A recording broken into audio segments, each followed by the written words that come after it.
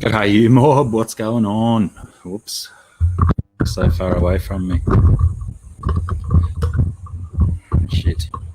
Hi, how's it going? It's crazy over here. I noticed one of those, especially my logo video, when I played that, it seemed to be very, very, very fast at the start of it, and then it slowed down. Anyone else notice that? I found that quite odd. Oh, crikey. Bit of chat going on. I suppose there has been a considerable delay, hasn't it? I apologise for that 20-minute delay. Completely unavoidable. Riddle Singh. Big bucket of kudos in the post to you, mate. That's at least 2 or 3 for you, isn't it? Heaps. Anthony, how's it going? Mary Page, g'day. What's going on? Dr. Black was warning people. Big D. Big D's probably not back yet. Nola Jane, how are you? Nola, PJ. Very humorous situation before. I did enjoy that. I might even try and pilfer that. Plagiarise it, whatever you want to call it. Outsourcing your nerd cred. Hi. You getting in all right? Yeah, Mum's been in for a while. Dad's just at the door still.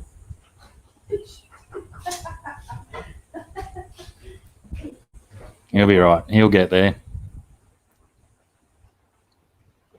My mum and dad have been at the pub with mum's sisters and their husbands having lunch. And they've returned for cups of tea and stuff. Did I... Yeah, that's good. The aunties are rousing on my mum. My mum's just had a few days in hospital. So where did I get up to? Nola Jane, BJ, 3CA. How's it? Oh, which one are you talking about? Third Coast. So many snakes. Daily, nearly. Who else have I missed? Oh, I've got to turn that back off now, don't I? Otherwise, it'll continue to ding. That one, silence. Oh, good remindering. I'm so unorganised today. Disorganised even. It's just me talking to all these people. Now, you were asking about the Electoral College the other week. When you were here the other week and we were trying to work out how the heck the Electoral College worked.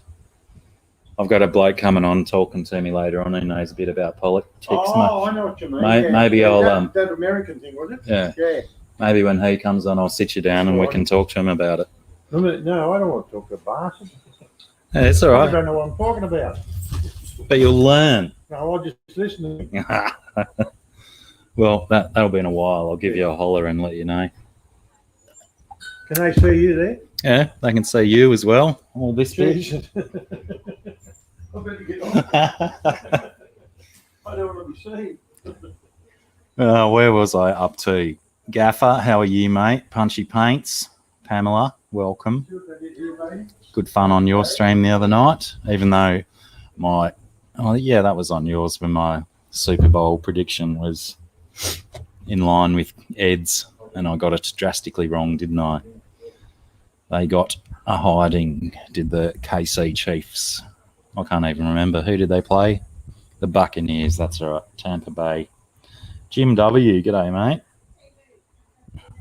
Not familiar with Jim W? If this is your first time, Jim, welcome aboard. If it's not your first time, I apologise for forgetting your name. Anyway, Gaffer, I said g'day to Gaffer. How's the South Gaff? I'm so far behind in this chat, aren't I? Geek Boy, I'm going to try and do this quicker. Apologise if I missed stuff in the text. Oh, my chat just helped me do a big like. Oh, BJ Palmer, you'd have to go back through years and years of my live streams to be up on the 17 or 19 thing. It used to be a regular thing on my streams, but not so much anymore. There's a couple of people who occasionally bring it up for a little bit of a teasing. It's good. We like it. We like a callback. That's what they are. Did I actually do GRB? How are you, mate? Welcome to you, friend. That goon lizard was fantastic. I hope I sent the right link. Yes, good-o. Yeah, if you didn't see it on GRB's channel the other night, is one of his shingleback lizards was seemingly drinking from the box of goon. It was great. TN Aqua, how are you, TN? Freshwater Canucks. How I am, Canuck.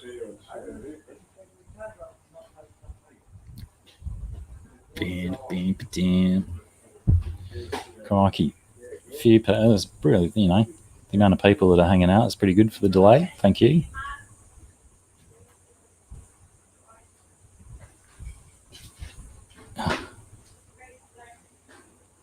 Yeah, yes, Jim. We don't set an agenda here. We just start talking and the bullshit falls out of our mouths. It's the best way to do it. Rockford, how's it going? Man.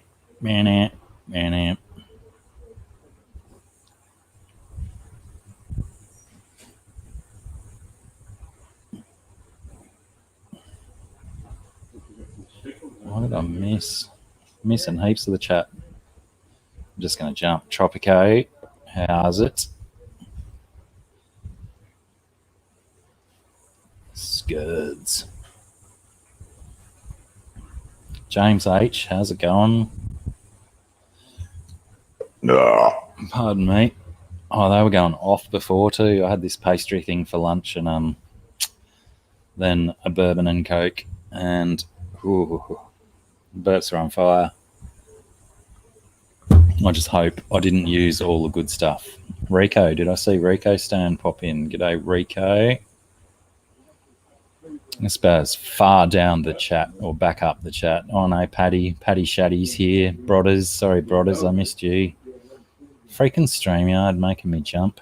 Twice now I've asked about the chat and I've not got a response. They've always been so prompt with their technical support responses in the past. So I think potentially the jumping chat is a conspiracy. Mickham, how's it going? Bloody hell. Paddy's first timer here. First time with that avatar. I'm going to miss William Shatner. What if it's a completely different Paddy and I'm just confused?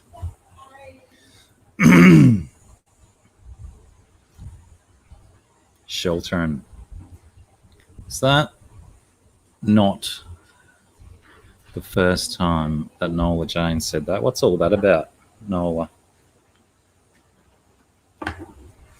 You sheltering from my massive burps.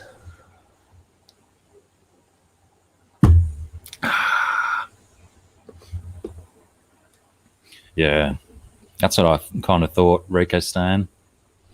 It's only one of them put on this planet.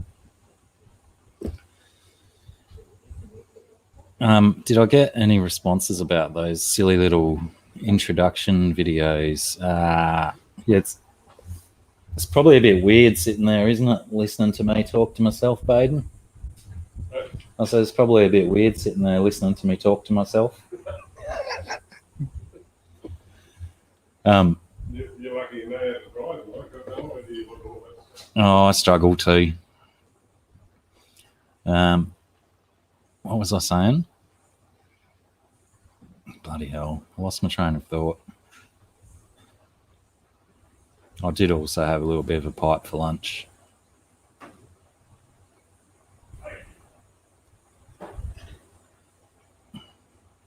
Yeah, I don't know if I can go back through the chat and work out what my train of thought was. Lol, TN, I did that on a stream once. One of the, I'm referring to this comment. Oh, that's right. I was talking about the intro videos. Yeah, one of the viewers graciously put a timestamp in the chat, in the comments section below for when I actually farted on a stream, but I believe it has only been one noticeable time on my stream. Plus, yeah, I'm more of a early morning and evening farter.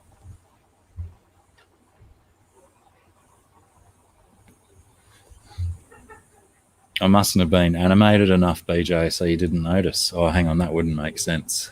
Normally, I mustn't be animated enough, so it just looked normal. Perth Cichlids, how are you, Jace? Welcome back to the non-burning land. Perth Cichlids, ladies and gentlemen, very close to bushfires last week in Western Australia. Quite scary. Did you get your rig set up, Jace? That's worth a shot. Let's have a look and see if Perth Cichlids got his thingy. What'd you get? Microphone and stuff. That button. And what's he called again? Yeah, I just type it, don't I?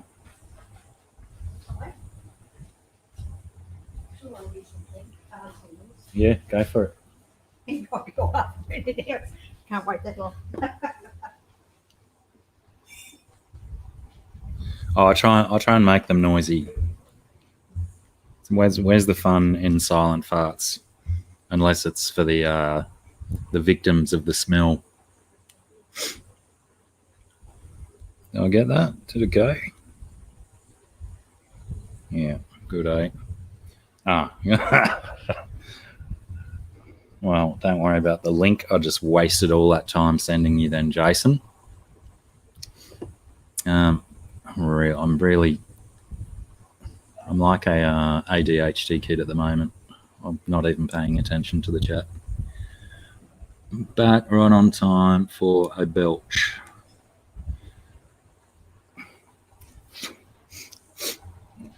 The more your dog bangs its head on the top of the table, or the bottom of the table, I should say, you might get calluses.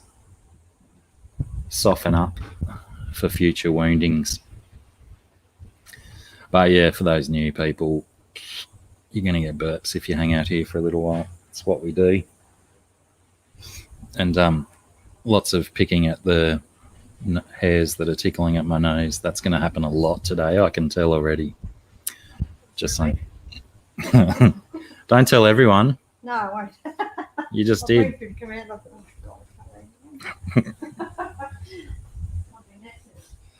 You just realised you said that on the internet to the rest of the world. Yeah. Yeah. Well, to 21 people. Hey, Chubby Guppy, how's it going? Hey, oh, Jace, how did I not know it was your birthday yesterday? Bloody hell. It was your birthday you're talking about. He's out in the shed. I think so. I think I heard noises coming from out there.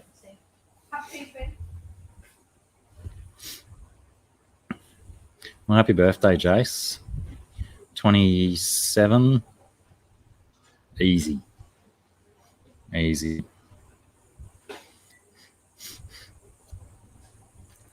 Greg the Guppy guy. G'day, Greg. How are you? Another Greg.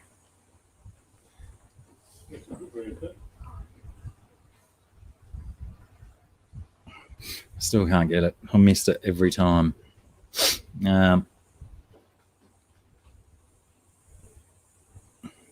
Currently tea and aqua. The majority of my fish are Central and South American cichlids, but I don't have that many fish. Got like 3 grow out rivulatus, 2 a breeding pair of festes, but I'm really doubtful that the festes are going to breed again because my male has been absolutely thrashed. He's been lying on his side at the top of the water, so he might be dead soon. I might not have an opportunity to get any more feste babies.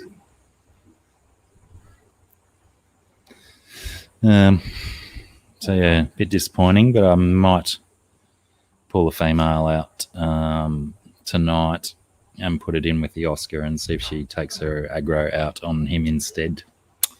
Maybe.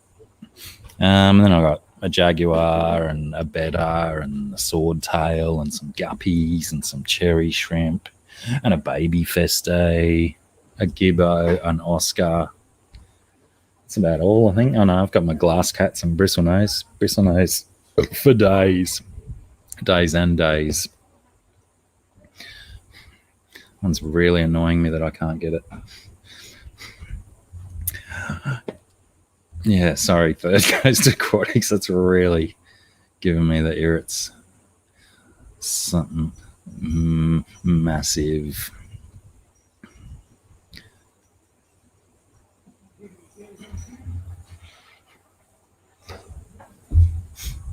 Yeah, I feel that shitting your pants is only bad if you do it in school because you're going to be remembered for it. Other than that, once you're an adult, you know, everyone does it now and then. As long as you're not just, you know, sitting in it and dropping huge nuggets in your trousers. You know, but, you know, we all are subjected to diarrheal accidents at some stage or another. Oh, thanks, Tea and Aqua. Half of them weren't necessarily by choice, but I still like them all. Like, you know, I wasn't necessarily a fan of my big white Oscar when I first got him, but he's easily doubled in size since I've had him. I rescued him from my son, couldn't keep him proper at the time, and I didn't really want an Oscar, but now, you know, he's such a cool fish and he's fun to play with and stuff. Plays with his table tennis ball when he's bored. Fed him another gecko the other day, but I didn't do that as a video because of the hate that I got last time I put up a gecko being fed to my Oscar. He had a nice big locust or grasshopper yesterday too. It's super fun to watch him smash relatively large creatures compared to his own size. Riddle, I like it. That's beautiful sentiment. It's almost zen in its contextualization. It's brilliant. I love it. Super puker.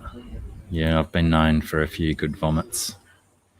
Unfortunately, I have a very, very, very terrible gag reflex, which makes certain things in life very difficult to do, like brushing my teeth. I know that's what everyone was thinking when I get to the back of my throat. But also, if I get phlegm, I'm trying to cough up yesterday's cigarettes out of my lungs, it'll reach a certain point in my throat where it just starts me doing my gag reflex. And I know all the signs now when it's going to come to fruition and become a full-blown puke. So I know when I can lay around doing nothing, or if I got to get up and make a move to a vomit receptacle. Oh, awesome, Third Coast. I thought I was the only one too. I thought surely no one's is that sensitive that like I can't even I can't do the toothbrush on the roof of the mouth. Even doing that, like maybe like the front centimetre or a little bit, I can do, no worries, but I get it a little bit further back and so yeah, that's quite difficult. And I can't tongue scrape, makes me want to vomit. Do you get those ones, Third Coast? I'm going to top up my drink. Oh, I think I just got that hair though.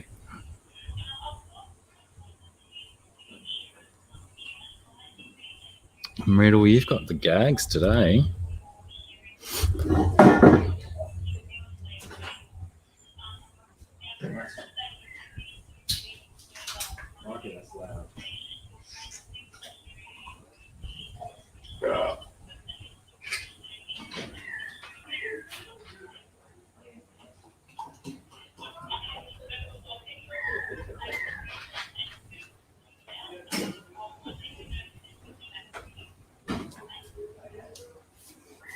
Lol.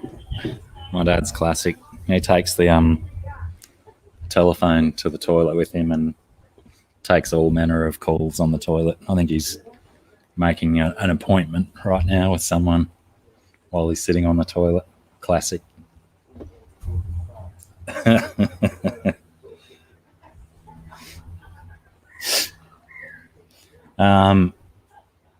Yeah, gag reflex. Clearly no one else noticed any weird sound differences at the start with those videos. StreamYard, I don't know how old it is. It wasn't there last week. Now it's there. You can add clips. Share clips instead of doing it the way that I used to do it, just by sharing my whole screen and playing through vintage Windows Media Player. But yeah, there was like one preset 30-second countdown, so I thought, why not? But you can't just play audio, so I couldn't play a song. So it'd be interesting to see if you know, it might be another thing where they make it a lot fancier for the people who pay the $25 a month, as opposed to the freeloading scumbags. So what's new in News Guys' world? He asks a question as he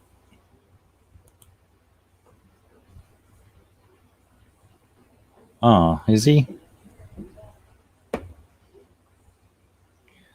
I've just been told that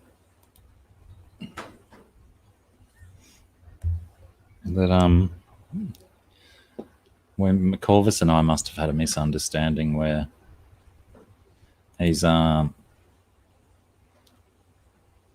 coming on here, he's streaming his own. Was I supposed to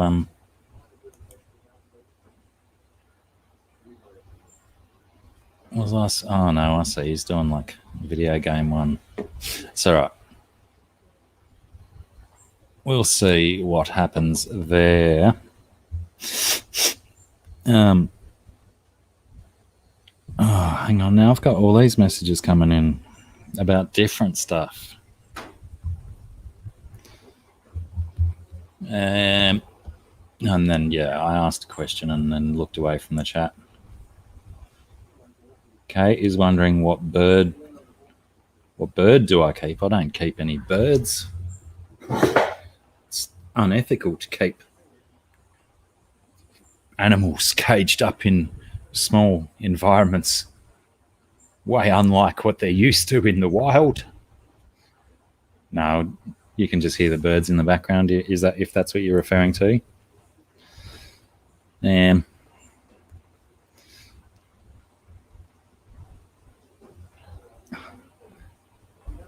Is that what it is, BJ? I think I've got some what are they called? Red-browed finches. There's a flock of those that have been hanging around the backyard for the last few weeks. I think they're weeks. The last few week.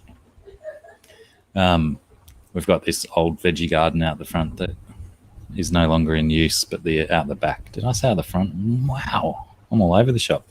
It's reverse day. What do they call that? Upside down day. lots of long grass and stuff around the fence line of the old garden bed. So the finches they like to nest in tall grass and little bushy things.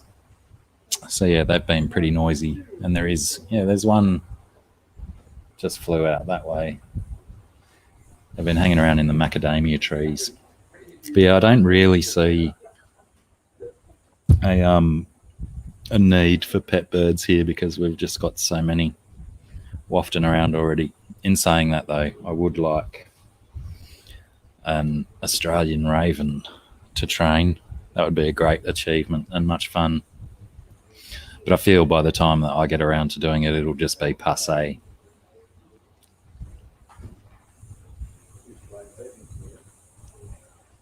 Wow, GRB. And are they now? They're obviously tiny little fry, so you got absolutely no idea what they might be. I wonder if it's possible for a yabby to eat a fish that's full of eggs and digest everything but the eggs and poo the eggs out and the eggs hatch. Oh, the little wren's sharing the bird bath with a bunch of bees. Pardon me. Oh, yeah, right. How do they sit still long enough to let a fish lay eggs? Unless they've got, maybe the fish eggs got, they were wafting past the abbey and got stuck in the carapace.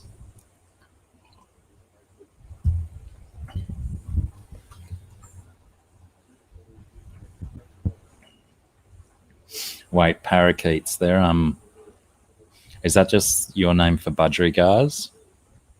I think that's what parakeet are. They're a different kind of parrot completely. But yeah, my mum used to breed budgerigars when I was a young lad. Yeah, because surely they wouldn't sit still long enough for a fish to stick eggs to them. But where were are the yabbies like shop board or wild caught? 2 yabbies a few months ago. So yeah, where did those yabbies come from? Wild caught. Yeah, the little wrens are just like a little peep, peep, peep, peep. Crayfish, tea and aqua. Crawdads, crowfish.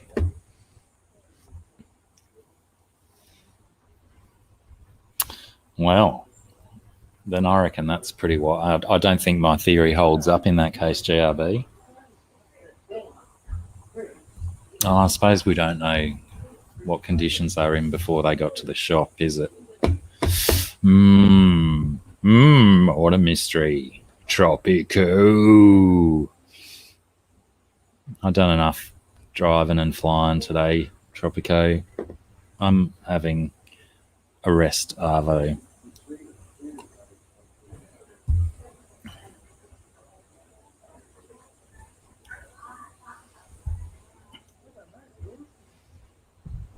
It's always good to see the inflation on that kind of stuff, Big D.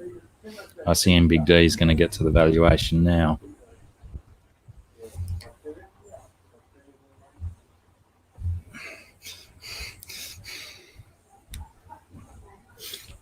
Excuse my nose again.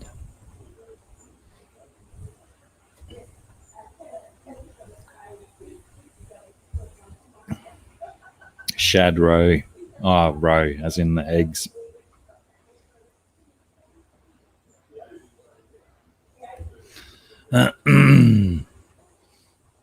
Yeah, we just call them all crayfish down here. Oh, actually, we don't all call them that down here because I think certain varieties of them down south, I think they call them lobster. They have like lobster in their name. But for the most part, I've always assumed lobster to be saltwater and crayfish to be fresh. But, you know, every theory's got holes, as we've just proved with the fish fry one. Pardon me. I've got to go there and there. Ah, shit.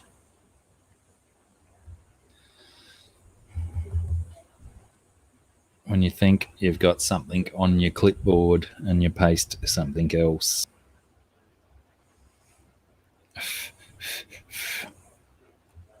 But I should always play cricket noises.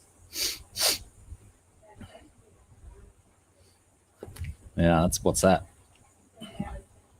1,000? No. 100 times its value, almost. No. 10,000 times. How's my maths?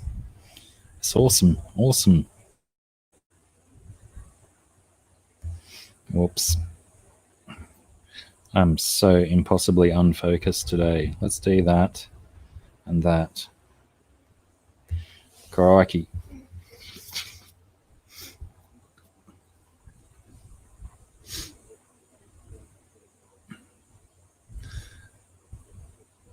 I was earlier in the day. I was telling Corvus Oskin, bloody fly in my bourbon, that I wasn't actually 100% certain if I was even going to stream today with what was going on, and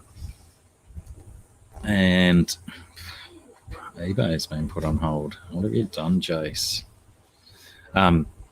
So I think the thing with Corvus is that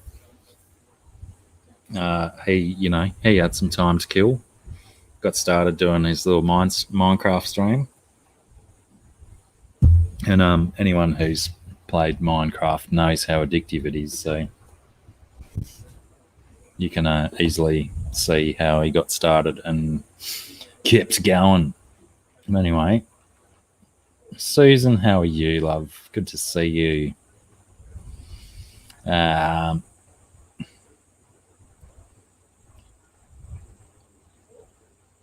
But yeah, essentially my point was with I don't think it was my point. I think I've actually digressed and moved on to a different point. That I was going to do a reasonably short stream today anyway. I don't have much to talk about, and that's what I'm saying, Big D. There was I had told Corvus this morning that I probably wasn't going to stream this afternoon. So he started his. That's all right. I can't expect his company every week.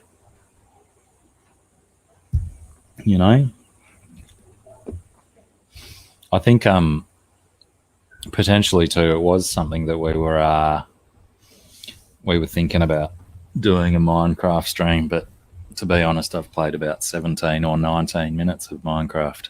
Oh, g'day, Aquamate. Yeah, I want to know that as well. Let's go back to Jason of Perth Cichlids getting his eBay account put on hold.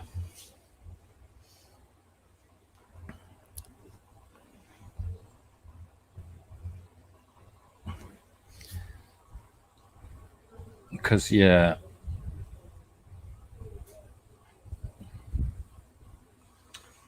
oh, maybe, I think that might be something more to do with credit card, because don't credit cards get sus when lots of small transactions happen in a tight period of time?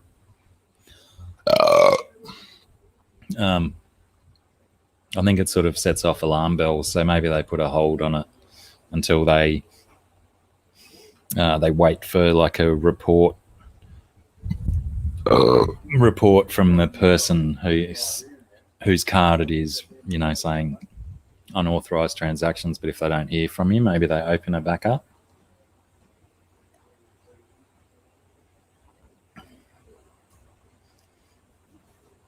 Crikey. That's quite the spendy eBay outing, isn't it?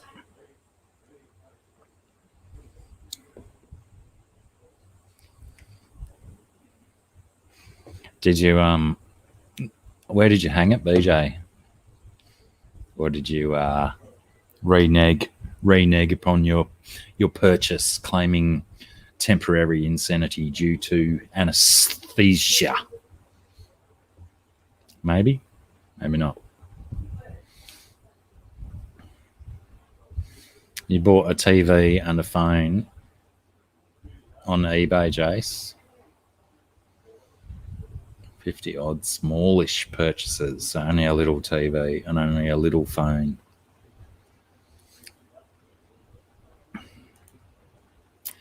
I'm just trying to think of exciting, positive things that have happened in the last set of 7. Much the most exciting thing is this bloody big male Feste having the absolute snot beaten out of him. He's a freaking mess. But, you know, course of action. Oh, yeah, you better, Jace. I can guarantee you one view for your Star Wars unboxings. Not that I watch Star Wars unboxings, but I'd watch yours. Oh, that's like a miniature soldier fly. They're doing, speaking of Star Wars, there's a cinema, g'day Joel G.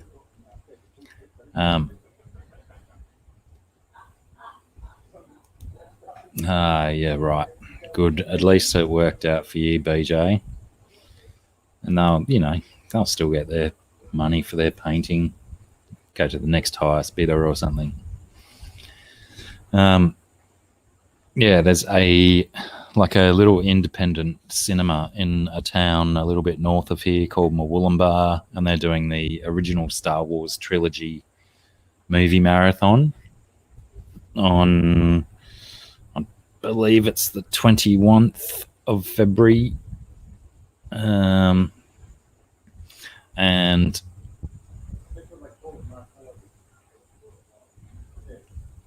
they're doing prizes and stuff for cosplay and best dressed, and then they're also doing a flash mob at a market day, a little in a town 10 k's away from that town, to sort of kick off the day, spin some people out. G'day Crystal, how's it going?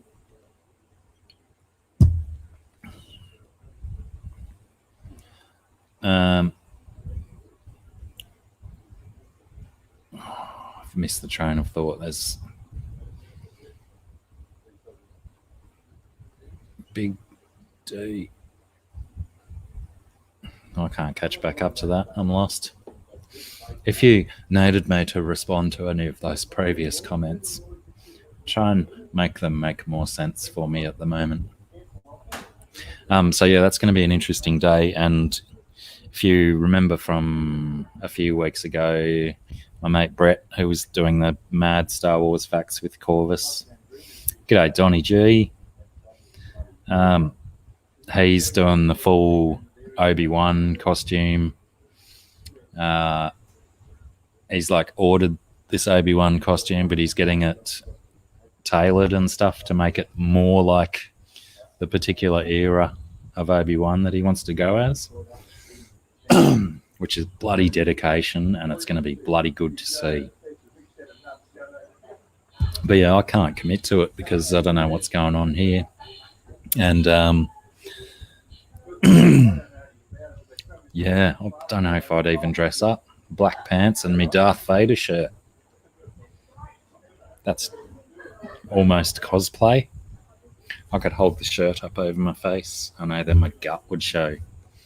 People would tickle my belly button. That wouldn't be fun. Oh, excuse me, crikey.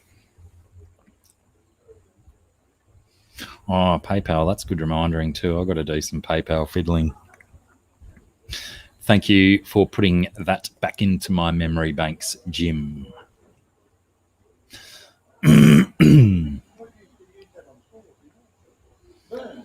I didn't miss your hello, did I, Joel G? I'm pretty sure I said kia ora to you, my bra.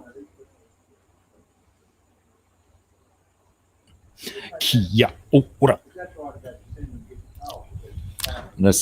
I've got to stop looking at my male Feste. He's really looking worse for wear. Yes, do something about that tonight, Michael. Please. Oh, crikey. How can I stretch?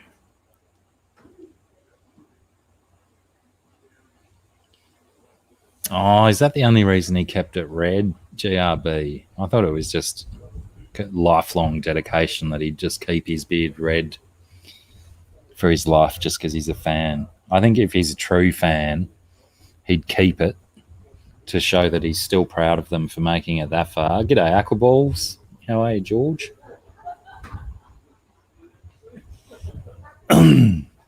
Yeah, I think I would. If I was that dedicated to a team, you leave it on. You leave it on and show your dedication to your mob. Because, you know, he's not going to stop loving the team just because they've stopped. All right. Yeah, I think it'll be ingrained into his daily habits now. So, or, you know, whatever it is, every couple of weeks, a bit of red paint in it. Yeah, he won't stop doing it. Unless, you know, he might do it as a did he get to the 1,000 yet? Crikey, I haven't even checked on that in a couple of days. I'm assuming that he must have, because all the let's get Ed to 1,000 or 1K, sorry, videos, they seem to have stopped. So he must have got there, didn't he?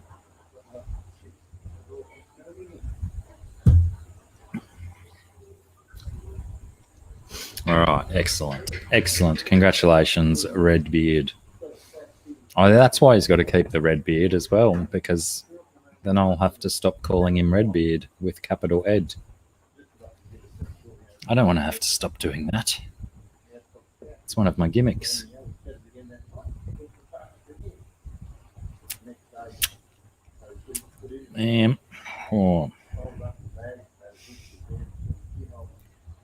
Excuse me, one moment while I type a message.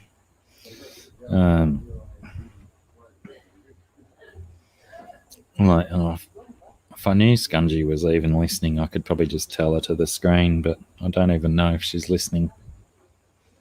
Probably not. She's a busy lady. I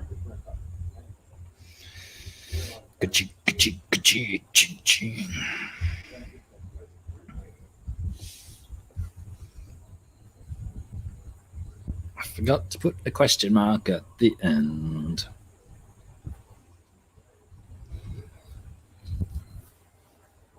Yeah, I think it's one thing with my Feste tank as well. Is the tank of mine that gets exposed to the most sunlight. So I'm guessing that's what gives it the most algae. But also, I'm really, really spewing that I didn't do a photo a day type thing on this pothos that's growing out of my tank lid.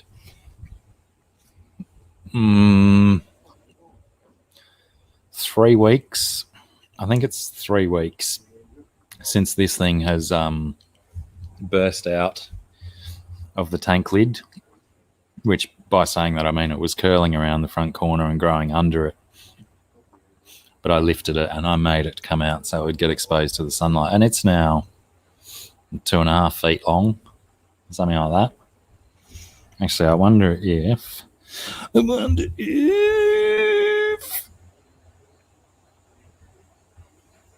I do, it's right there, wasn't it? Let me do that. See if I can link my phone.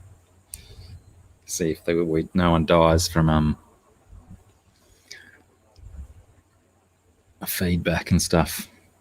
I did a couple of ins and outs of the hospital in the last few days, Jace, and that's the only place that I've seen people forced to wear masks is in the hospital. No one's doing it in the shops where I am anyway, but it's probably more sensible in densely populated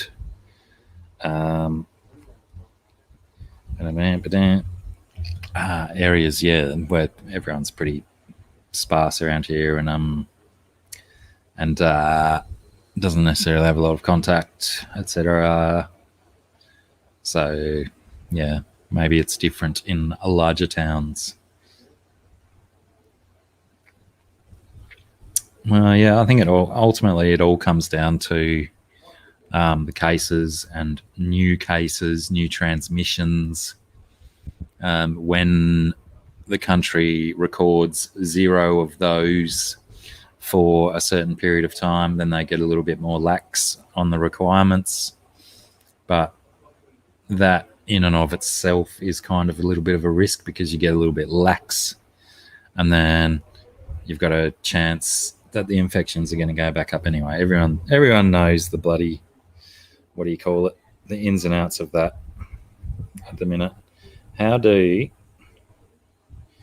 I turn the camera around on my telephone?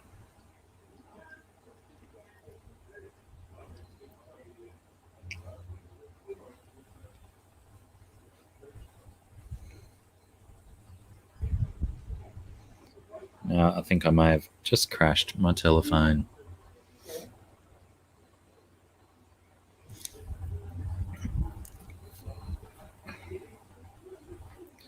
Wait, what? That one. This is the back of your phone, isn't it? And the screen is the front.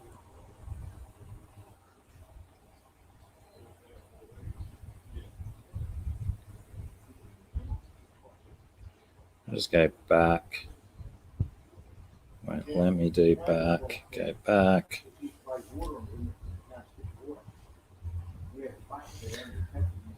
Yeah, but the reason it got shut down so quick and big, Jace, was because they were worried that it was that extra highly contagious South African variety. So it was kind of understandable, and yeah, it's kind of probably when you're talking massively highly contagious illness that people can die from, it's probably better to be overcautious than undercautious. So yeah, ultimately, imagine if it happened like in the 70s or 80s when no one had internet and shit, and you had to, go and play outside, but you had to play outside 6 feet from your mates. I'll get a Holly Gibbs. It's Holly by golly. So many flies. This day's been ridiculous. It's been hot, rain, humid, windy, hot. Cycle complete. Fish freaks. But yeah, that's exactly right, Patty. And of course, I guess our biggest benefit down here is that we're not such a massively concentrated population of human beings. We are, for the most part, spread out quite well, except for obviously in our major cities, which are comparable to any city around the world. But yeah, there's enough, Australians that live outside of cities that just aren't going to die of the disease, the virus. And of course, bloody real estate has just gone ridiculous. Because now that, let's say, 70% of people have worked out that they can do most of their job from their computer in a room in their house, so many people are just getting out of the cities now and moving to country towns. And of course, that just makes the house prices go up so much. And that's already been happening in my area because of my proximity to Byron Bay, which is such an awesome place. Yeah, it's happening in bloody bumblefuck Egypt now. Places out west, prices are going up because people don't even care if they're next to the coast now. They just don't want to be in the cities. So yeah, real estate's terrible.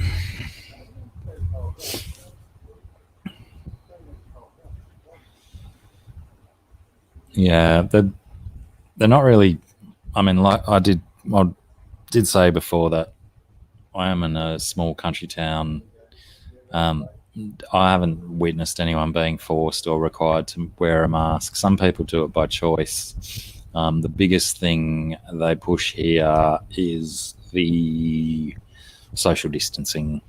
Just stay away from people, give everyone their space, and obviously that's very difficult to police as well. So, and you see someone you haven't seen for 6 months, you go and give them a hug. It's just instinct. It's more instinct to go and give someone a squeeze than think, oh my God, are you sick, bro? But I bet you there's plenty of people that go straight to, are you sick, bro? Before they go to, I miss you. Zen Ginger, hello. How the devil are you? A bit of snow just to break up the rain, Big D. Still been raining. We will I have it on good advice that we will get the rain update from Corvus soon.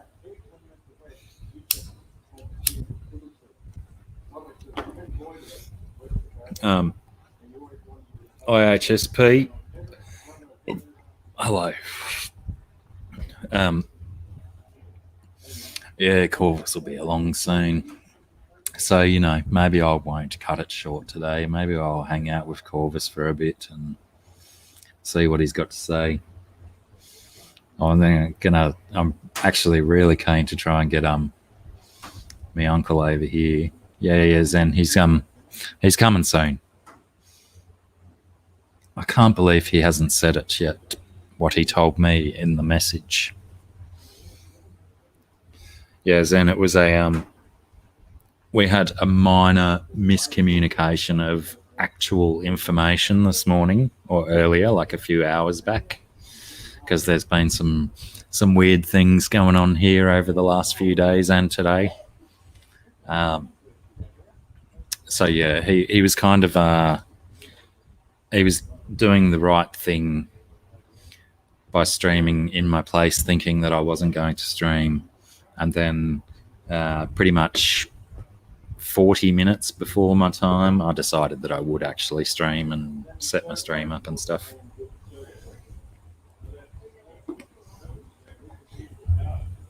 That's very, very difficult to maintain a lit cigarette when you're the only voice on screen. I should have learnt that lesson by now. This bloody humid weather is doing nasty, crazy stuff to my hair, and it's doing crazy stuff to my skin. Is that aimed at me, Zen? I'm the slacker. Yeah, I'm the slacker, defo.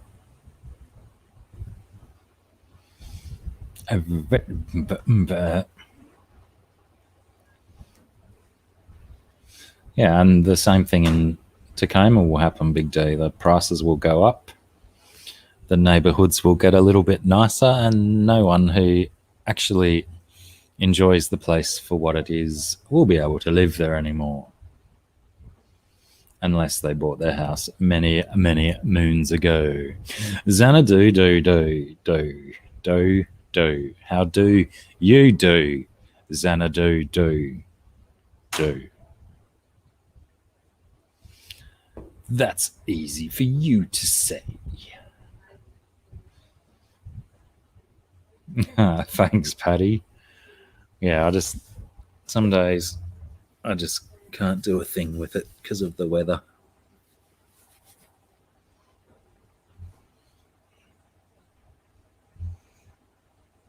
Well, it has been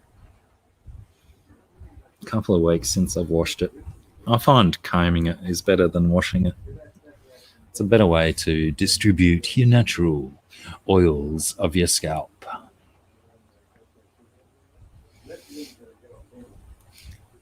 My hair, Paddy, can change like texture and shape and form multiple times through the day, just depending on levels of humidity or whether I've been fingering it enough or what. But yeah, just does stupid stuff all day long. That's what you get with COVID cuts, isn't it?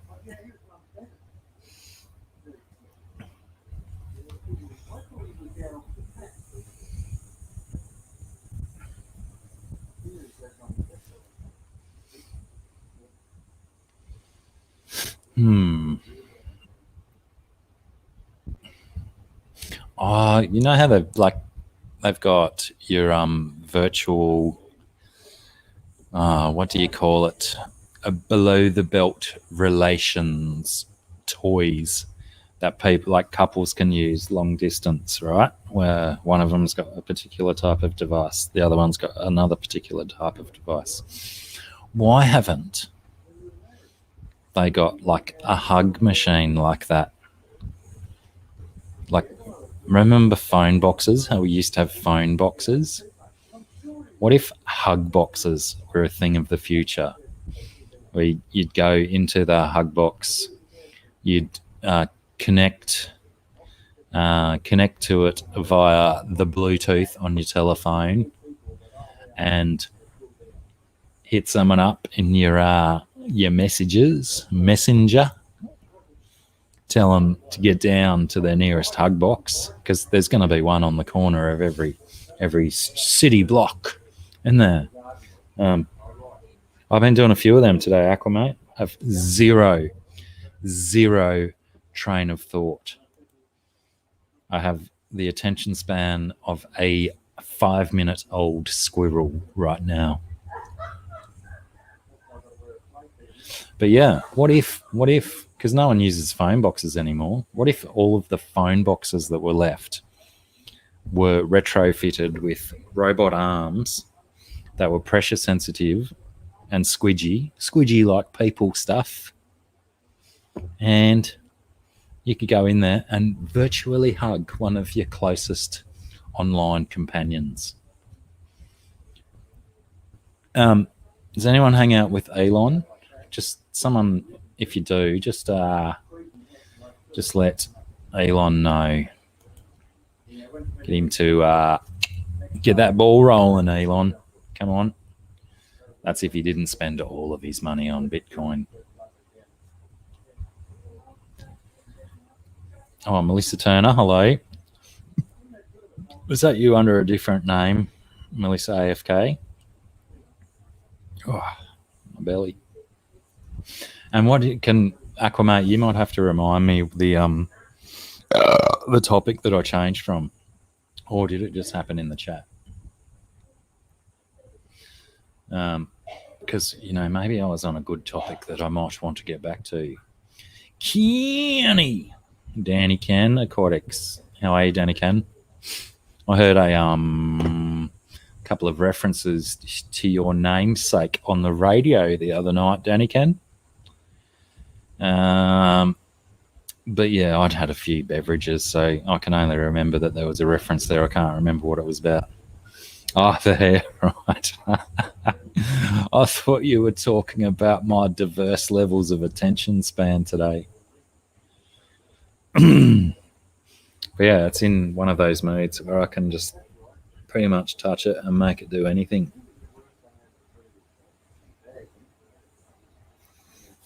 But that one's always good fun, isn't it? Might have to cut it soon and beat it to the punch, because every time I put my fingers through it, I get a handful of hair. I must be getting old and losing it all. Lucky I chose to grow some before it disappeared. Shit, I keep forgetting to read the chat. Oh, well, welcome aboard, Melissa Turner. It is an absolute pleasure to... I probably shouldn't say that with the lady. It only works with the boys. It's a bloody great deal of awesomeness to have you here for your first time. Welcome.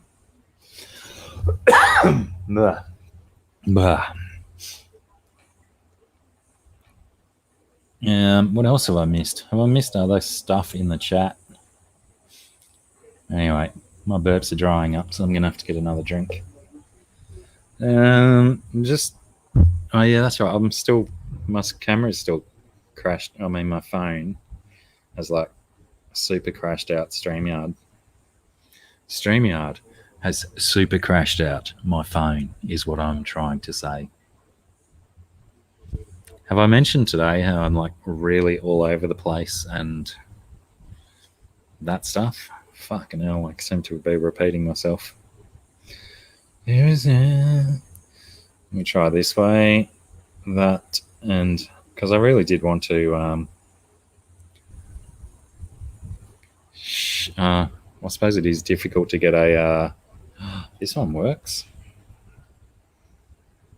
Volume has an echo going. You get that? You can't mute. Whoops, I'm throwing yous all over the place. Oh no, I'm not on screen yet, am I? Hang on. Mute mic.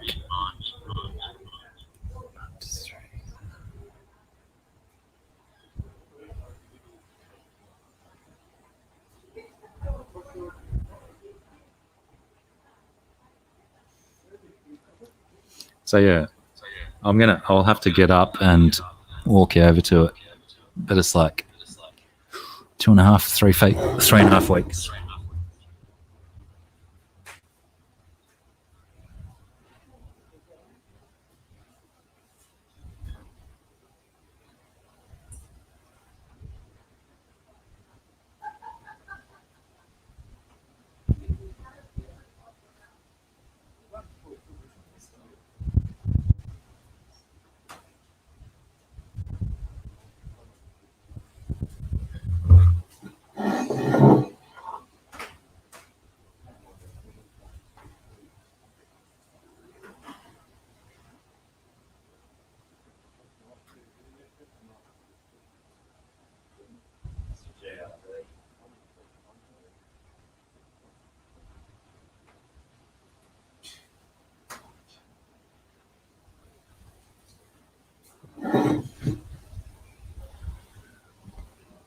Yeah, pardon me.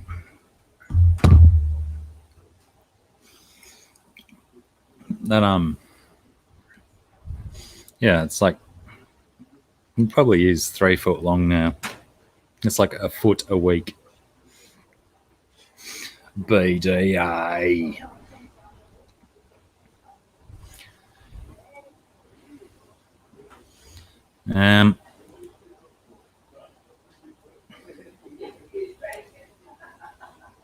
Oh, one hell of a good time hairstyle. That's just my all-day hair. Just happens. I don't know how terrible I could make it, though. If I can make it look awesome, I can probably make it shit. Stop bragging, Anthony. Hey? Unless that wasn't a euphemism. But it's crazy there. I guess my point, I've digressed about 17 or 19 times since originally talking about that mammoth pothos. I think I was talking about a potential excess of nutrients in the Feste tank that might be doing wonders for the pothos's health. Maybe. Pep Pullen Creek Aquatics. How are you, Pep? It is a wonderful thing to have a Pepperlin Creek Aquatics here today. Yeah, I've actually even invested in hairbands now, Zen Ginger. I can do a little tiny ponytail and it makes me look ever so fancy. But yeah, I'm in that that taint, the taint period of my hairdo. Taint short enough anymore, but it's still taint long enough. That don't work. A taint paint long enough.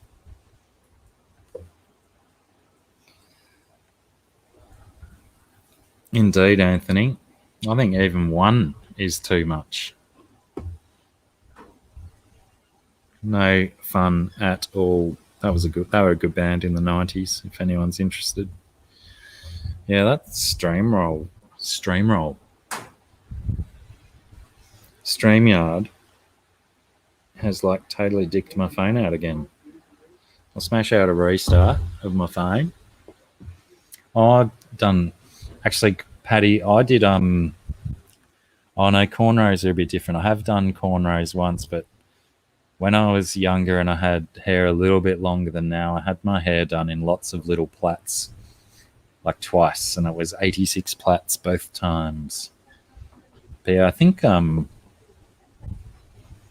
I had short hair when I met Sarah. Maybe, I can't remember who did the braiding of it. But yeah. Yeah, I love a French braids and ginger. I can't wait till my hair is long enough to do a French braid because, you know, my lady, Scungy, she just happens to do some awesome braiding techniques and stuff. And I want to let her go. What is it? Ham. Let her go ham on funky, crazy braids in my hair hat. I don't even know what I'm trying to say. Stuff. All the stuff. How long's Mr. Zen?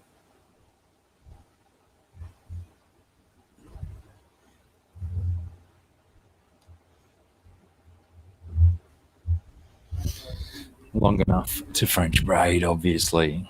But yeah, it's the most sensible style because you can, like, you know, I've still got some dodgy bits around here that are still quite short. But, you know, that's the joy of a French braid is that you can weave the short stuff into what you're doing. So they tell me. No,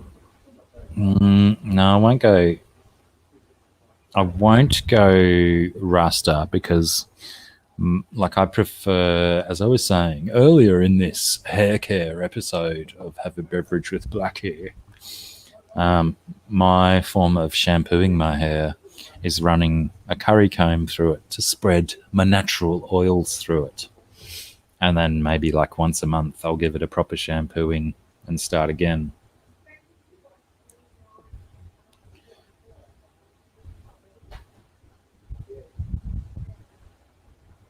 Wait, what?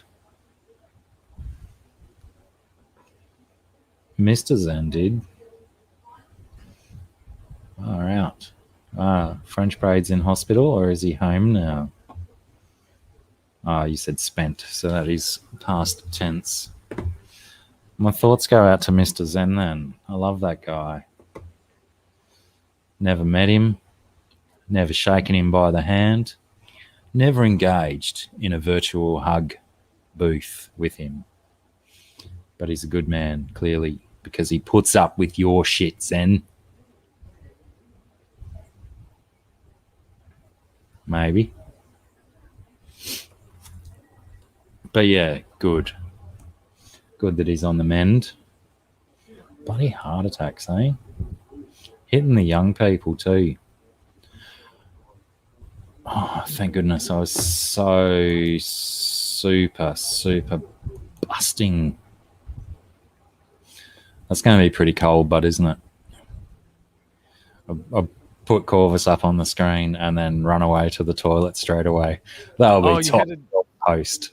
Are you headed to the toilet?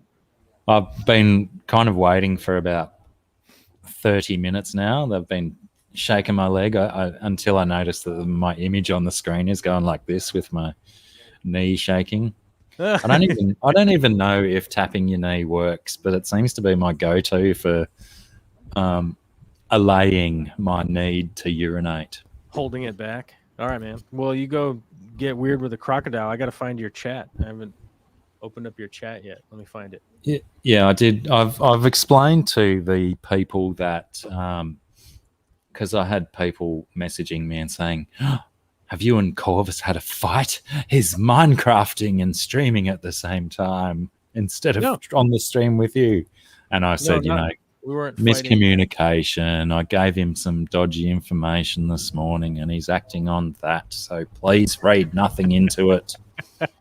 No, I was you were busy, and I was like, all right, well, I've got this time ironed out, so I might as well rage around on the Minecraft and do that for a little bit. Yeah, I just didn't want people to get the wrong idea that we might have been in a fight in our blissful relationship. Didn't want people to walk away thinking ill of one or the other one of us. No, of course not. Never. We never fight. You can't stay mad. And yeah, it was like I said before, it was maybe, I go live at 2:15, and at 1:30 I was still like, I don't feel like it. And then I just went, bang. Yeah, okay, and scheduled it. Probably because I smashed down one of those and had a little bit of that. It's like, might as well just go for it, right? Yeah, well, it sort of just at least alleviated my frame of mind. It's working for you. And how was your Minecraft sesh? What did you build? Did you build something fancy? I got rain now. I'm gonna have to find headphones too. I'm not any good, man. Like this is like my first day. Like yesterday, I played like for a couple hours yesterday, and then like today. So I'm like just starting out, and I was like trying to figure out how to put walls up. I'm like, it's a nightmare. It's a nightmare, but the learning curve is not that crazy. It's just like trying to figure out stuff, and then being able to react. Hang on, you have to stop talking to me now because I can't hear you over the rain on the roof.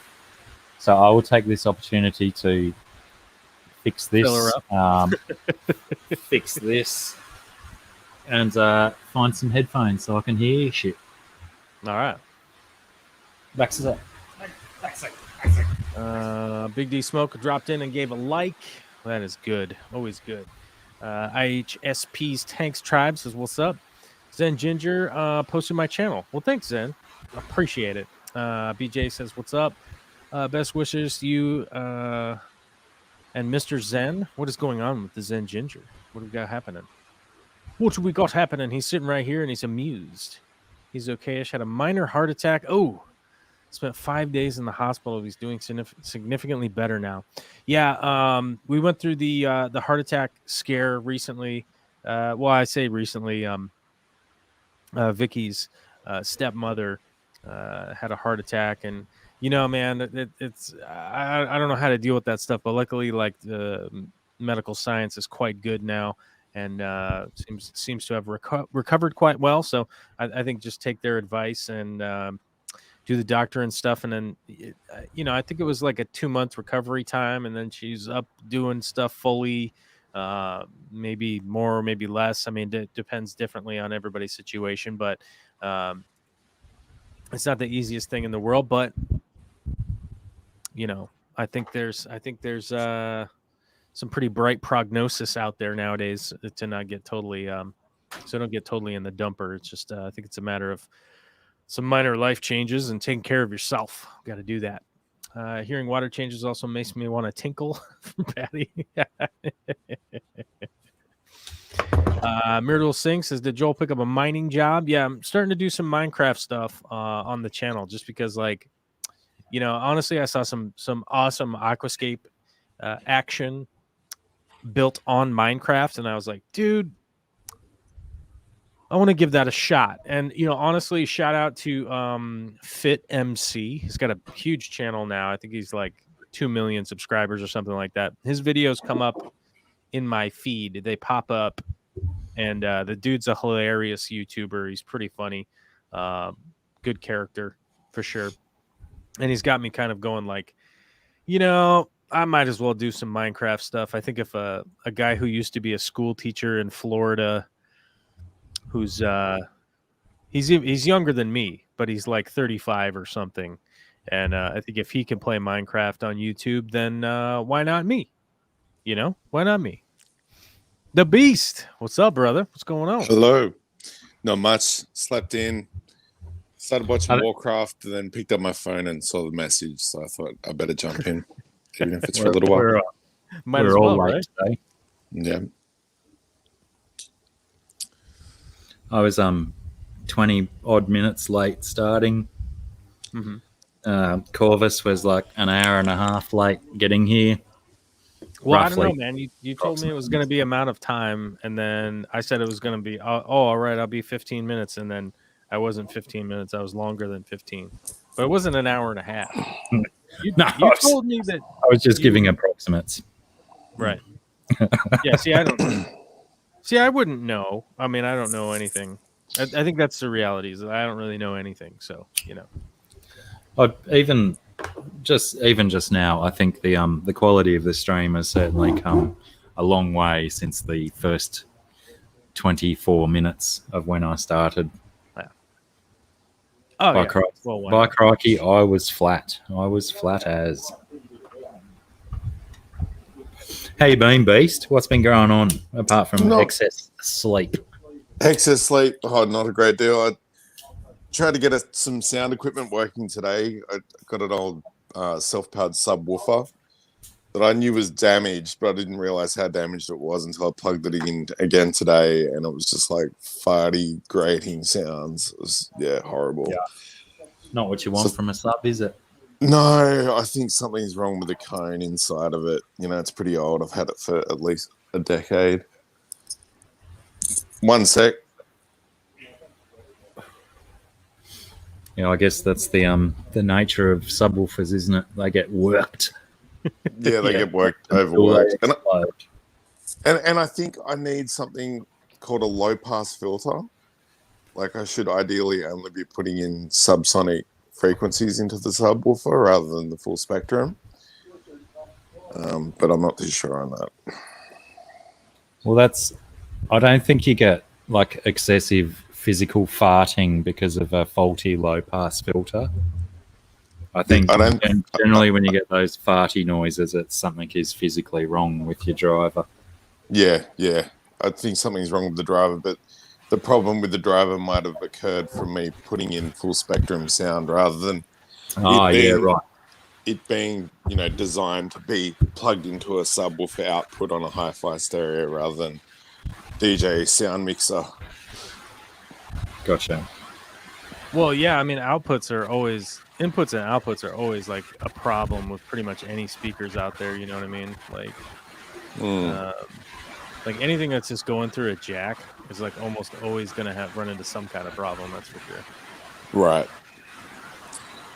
Let's keep patching it up. Is that the rain, Michael? Yeah, man. It's pissing down. It's raining like crazy where you're at, dude. Yeah. Although today it was frozen outside, so I guess I had my own special nonsense. So at least the rain stopped though, if you're getting snow and shit now. Well, yeah, snow is like raining? Snow is its own special ridiculous nonsense to deal with. You know what I mean? Like, brings its own set of challenges. Well, yeah, I mean, like not only just like the regular nonsense, but like people, they can't drive in it, man. Like they're gonna crash. And then so if any of that stuff you take aside, like normal traffic craziness, like it's going to be even worse than normal because someone's going to spin out, then like someone else is going to crash into them because they couldn't figure out what they were doing. And dude, it just sucks. I mean, it's like it's about as inconvenient as it could get. Yeah, humans just don't care, do they? They think they can just get out in it and do what they normally do. Well, it's the weird thing is like it rains out here, and then everybody slows down, and it rains all the time. So obviously everybody's driving ridiculously slow all the time because it starts raining like crazy, and then it for some reason it snows, and there's some guy that thinks like, oh well, this is just like solid rain, so that means I can just drive 90 miles an hour, you know, and then crash into something, and then everybody's really stuck because it's just somebody's just being a full-blown moron, you know. Yeah. They should teach kids in school that brakes work different in the snow than in the dry. Yep. Well, I mean, they get, the problem is that they get 4-wheel drive, so they can go. There's no such thing as like 4-wheel stop. You know what I mean? Like you just slide on 4 tires, which are made of rubber, and they inherently slide on ice. You know, Yeah. so They get a bit crispy and rigid. There's no flex in cold rubber. yeah, it's a mess. They're just dumb people being stupid. Well, that's always what I was It's going always to like some suggest guy that. from Minnesota or something too. You know. How dare you befoul the Minnesotans? Oh, I know how to drive in the snow. You know, I'm from Michigan. You know, I've been doing it forever when there's only 3 people on the road a day and I don't have to worry about other drivers. Right. But a lot of people do get into those big SUVs and just assume that they're relatively bulletproof. Well, yeah, they just think like, oh, I can just go flying around like a maniac, and you know, it's just nope, that's not the case. Sorry, dude. G'day, Natural Aquariums with the always quite warm rubber. You should make that your catchphrase, Natural. My rubber is always quite warm, because you're not overselling it then, are you? You know, they certainly won't put excessive hype man on your gravestone. Or hype person, sorry. Pronouns. Yeah, what are your pronouns? What do you go by? Me Yeah, or Natural. you. I like it. It. Okay. No, I'm quite happy with he, him, and wait, what's the third one? Is. Do they put? Him, it's all good. Is the possessive one a pronoun still? Sounds about right. He, him, his, she, her. Yeah, is it just doubles? Is it just he, him? I think it's just he, him. I think that's it. Right. And she, her, them, they, Yeah. it, itty. Like, I think they is pretty useful because it's always just like, well, you can't get mad at that because Yeah, like, it's I think everyone, non-gendered. no matter where they lie, should be happy with a they. Right. Because, you know, it's an easy reference to use already when we're using spoken word about what someone might have been up to. You don't necessarily always have to say he like or they she. they were doing this, they were doing that. They were doing this. You put their name first and then you say they were doing. That Michael guy, they were up to no good. I like they was up to no good. They was They up wa- to, yeah. That's very hawkish. Rolls off the tongue nice. I Yeah. like They it. was up to no good They was up to no good over there. over there. Because you almost linger into British almost that Yeah. way, you know. Yeah. Like, and some people would say that that's English, but I mean it's British. Let's be honest here. You know, like it's Australian, it's British, it's American. You know what I mean? It's all English language. In England, they have so many regional dialects. It's not funny, and they all have their own different written word, and that's why. Yeah, well, you know how Francis Bacon cooked up English and Shakespeare, and you know how big and the unified island is. It's you know tiny. how big the island is, right? Yeah, it's fucking tiny. It's tiny, and you know how big the states are, right? Yeah. Yeah, and you know how many dialects there are around here. Yeah. Yeah, That's there's from all the more. colonial powers all having their different influences. Well, I'm just like telling you, like Dutch you and go to French and- Arkansas. Yeah. You go to Arkansas, you're some wacky stuff, and then you go to Louisiana, totally different. You know, and then you go to Washington, California. I mean, it's wild. So I mean, I would get it. I would I suggest get that there's potentially even though England or Great Britain, let's call it, is such a smaller place, they would have the same amount of dialects that are spread all over the US. I find it. I think I've spoken about it before on the stream, that how bizarre I find it that such a small joint can have so many different dialects and sounds of how they speak. I agree. 100, you drive 100 miles. Let's use those terms. Right. Miles to the next shire, county. Sorry, they're counties, aren't they? More like 15 miles. Yeah, and yeah, they've got a different word for underpants than the rest of the country. Yeah. Right. I Well, you know watched what's a video. weird is that see, I don't speak Indian, but actually a friend of mine pointed out that like in India it's the same way, Yeah. but Yeah. there's a billion people there, and Yeah. they're like you can go block to block and like not understand the dialect that's like 2 blocks away from where you were before. Yeah, Just 'cause it's like one- there's that many people concentrated. yeah, That exactly they're what like, I was oh, going it's to X say. amount of people. They all talk like this, you know, and you can hardly understand what they're saying. Once you get into those built-up urban areas of India, yeah, it's concentration. There's just so many different people, and no doubt they've all come from, you know, other parts from around the country and stuff, and bringing their own independent stuff. And 10 years in one neighborhood influences that neighborhood, etc. And that's been happening for thousands of years. I watched a quick video, or quick about half an hour video on YouTube, because we wanted to find out the world's greatest polyglot, the person who could speak the most languages. And there's this guy from England, and he said he started off being a young person learning how to do all the different dialect accents. And that's what got him kicked off, even though he was only just learning English. But he now speaks fluently around 60 plus languages. Wow. And he can speak bits and pieces of around 70 to 80 languages. And he was talking with this young girl from Australia, and within the course of 25 minutes, they went through about just totally slid fluently through about 8 or 9 different languages. And hearing him speak German, She was doing the other languages as well. yes, they were both speaking all these different languages, and they had subtitles. But the keystone here is the ability to speak other languages is to get the dialects right. Yeah. So that you sound like a native speaker. Because G'day, yes. And g'day, Gina French. there's no point trying to speak, say, German with an Australian accent. You sound like a fucking idiot. I was listening to... He did a perfect Australian accent. Yeah, he spoke Australian perfectly. He knew how to do the accent. Just grouse, mate. He was onto it.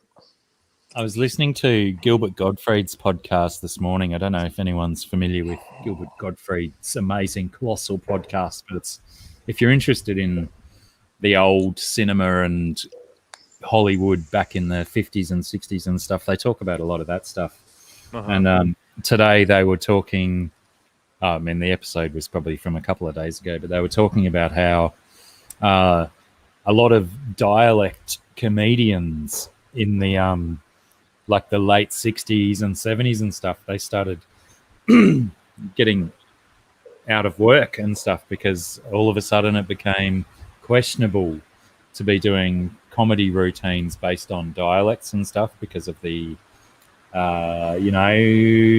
prevalence of racism and all of that kind of stuff. So doing Italian accents or, the traditional Chinese stuff and all of that kind of stuff was being frowned upon. And there was all of these, there was dozens, let's say dozens for the sake of putting a number to it, comedians that made a career just from mocking other countries and doing their dialects and stuff. And they struggled to get work after that because of common sense. Those guys should have thought more about it and had a backup plan. That's my story on dialects for the day. Well, yeah, I mean, I think that's a problem for, like, Fucking stress me out. you know, I would say like all sorts of things, Never you do know. that again. Yeah. Mute your microphone, beast. What happened?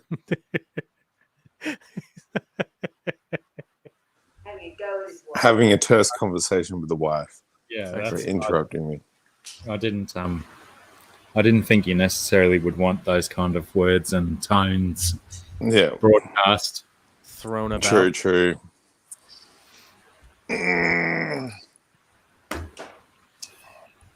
And I don't even want to ask. I don't even want to know. But I did get a lovely invitation last night in the messenger to Emma's 50th birthday party. Emma's Josh's partner. Mm-hmm. It's like my social calendar has been empty all year. I mean, obviously for a fairly good reason. Right. And then 3 weeks on the trot, I've got Saturday night invites to things all of a sudden. It's wild. Nice. It is wild. Oh, and I was saying before, gentlemen, the 21st of February at the Regent Cinema in Murwillumbah is doing a Star Wars marathon, the original trilogy, with dress-ups, cosplay, and a pre-cinema event in Yukai with a flash mob. Wild. Apparently, there's going to be some stormtroopers involved and some people fleeing the Empire, and some vehicle is going to collect these people and rush them off to the cinema in the next town over. Cool. It sounds exciting. Mm. It does sound like fun. I mean, realistically, right? Yeah, well, Brett is going. He's going to dress up as Obi-Wan. He's got a full costume sorted out. Mm-hmm. And he was saying that there's even, I'm not sure if it's in Yukai where he lives or Murwillumbah, but there's a lightsaber dojo. Huh. Where dudes that are into the lightsabers and stuff can go and spar lightsaber battles and stuff. How cool would that be? Have a bash. Yeah, nice. Sounds like fun. I got some pretty decent ones that have 4 color change and sound effects, and they got voice samples that get annoying, but I can switch them off, which is cool. And they've got a attachment point, so I can link 2 together at the bases and make a double-sided one. Oh, neat. Yeah, pretty cool. See ya, IHSP. Good to see ya.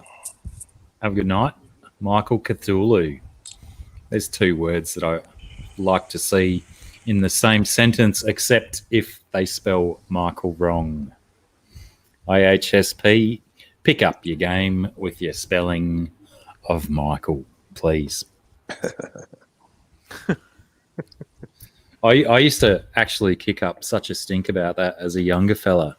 Yeah. When people would spell Michael with E-A-L as opposed to A-E-L. And then I think it was somewhere in my teenage years, I actually discovered that some foolish humans actually spell Michael with E-A-L. What kind of madness is this? Regional bullshit. Yeah. Bloody dialect again. Mm-hmm. It's a callback to dialect. Yeah. That's our second callback for the episode, although the earlier callback was to about 6 months ago, so it probably doesn't count. Yeah, BJ, I'd definitely be interested, but in going to the lightsaber dojo, I believe is what BJ is referring to. But wouldn't you want to, if you were going to do lightsaber dojo, surely you'd want it to be a little bit more exciting than, say, kendo, for example. You'd want it to be a little bit more improvised and ad hoc than I think they kendo poses. they focus a lot more on flashier, swooshier moves Yeah. rather than it being like kendo, where it's just very clinical strikes and taps to score a point. Kendo's more dance routines. Yeah, the katas. It's too ritualized. Whereas the lightsaber dueling, look it up on YouTube, have a look. It's pretty worthy. I mean, we've spoken about the realism of lightsaber battles in the past, haven't we, Corvus? Where you've expressed your disbelief at the realism displayed. But as far as an awesome world builder and storyteller that George Lucas is, he certainly doesn't necessarily rate as a sword fight choreographer.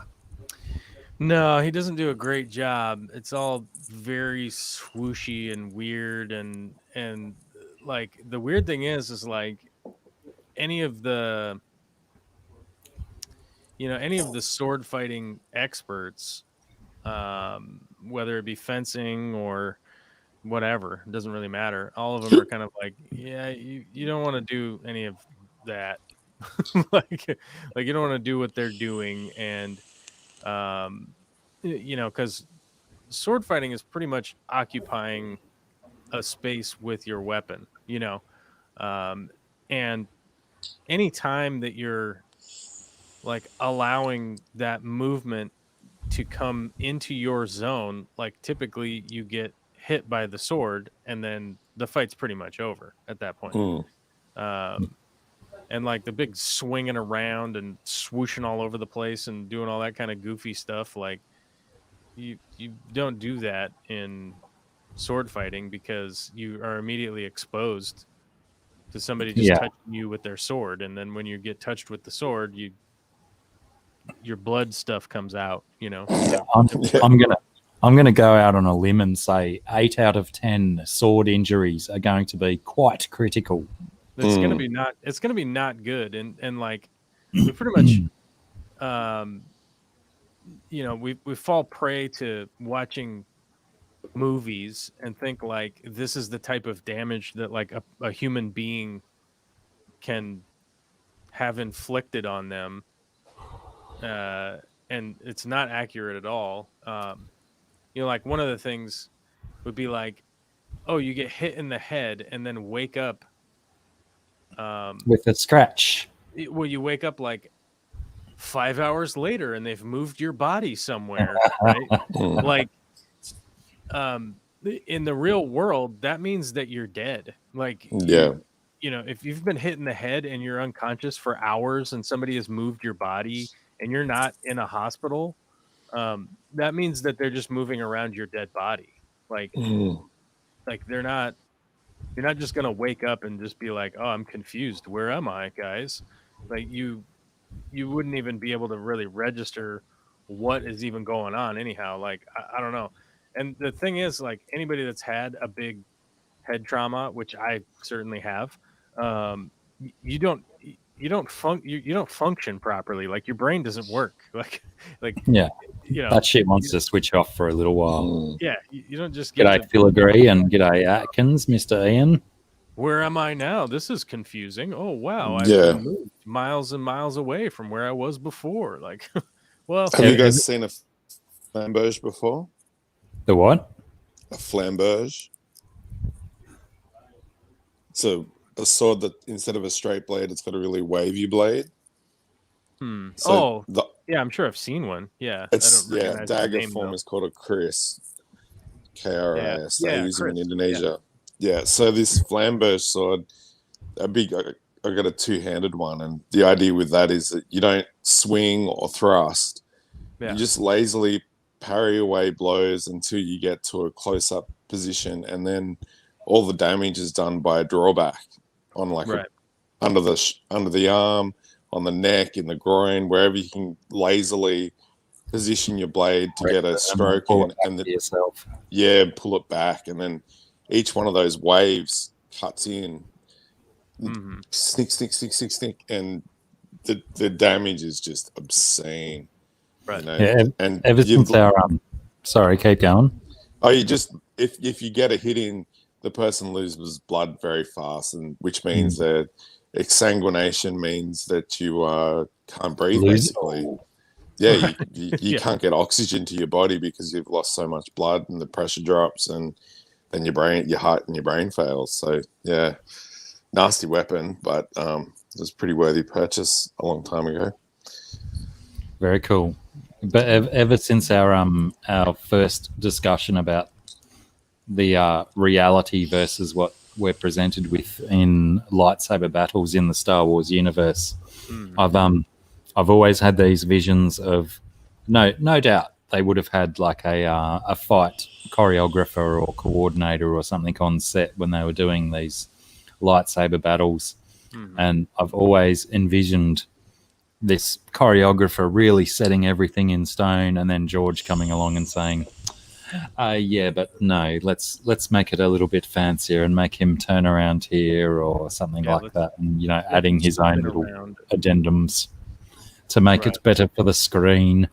Yeah, like Darth Maul, to take it to extremes. That double-ended wacko job and the extreme acrobatics displayed, it's just ridiculous. Totally ridiculous. Well, that's But then the weird part of it is like yeah, I mean that character is like he's fighting with a bow essentially, or a staff, whatever you want to call it. And it's like staff fighting is you would want to keep whatever is going on in front of you, right? Like you would never want to like turn your back when fighting with a staff. Yeah, like too much business going on at the front. Yeah, and like the whole thing is like so with one of the big advantages of having a staff is like being able to block, defend, to block and repel for at length, until your opponent like starts to make mistakes, right? And like by making those mistakes, they're allowing themselves to get to leave themselves open to your eventual attack, right?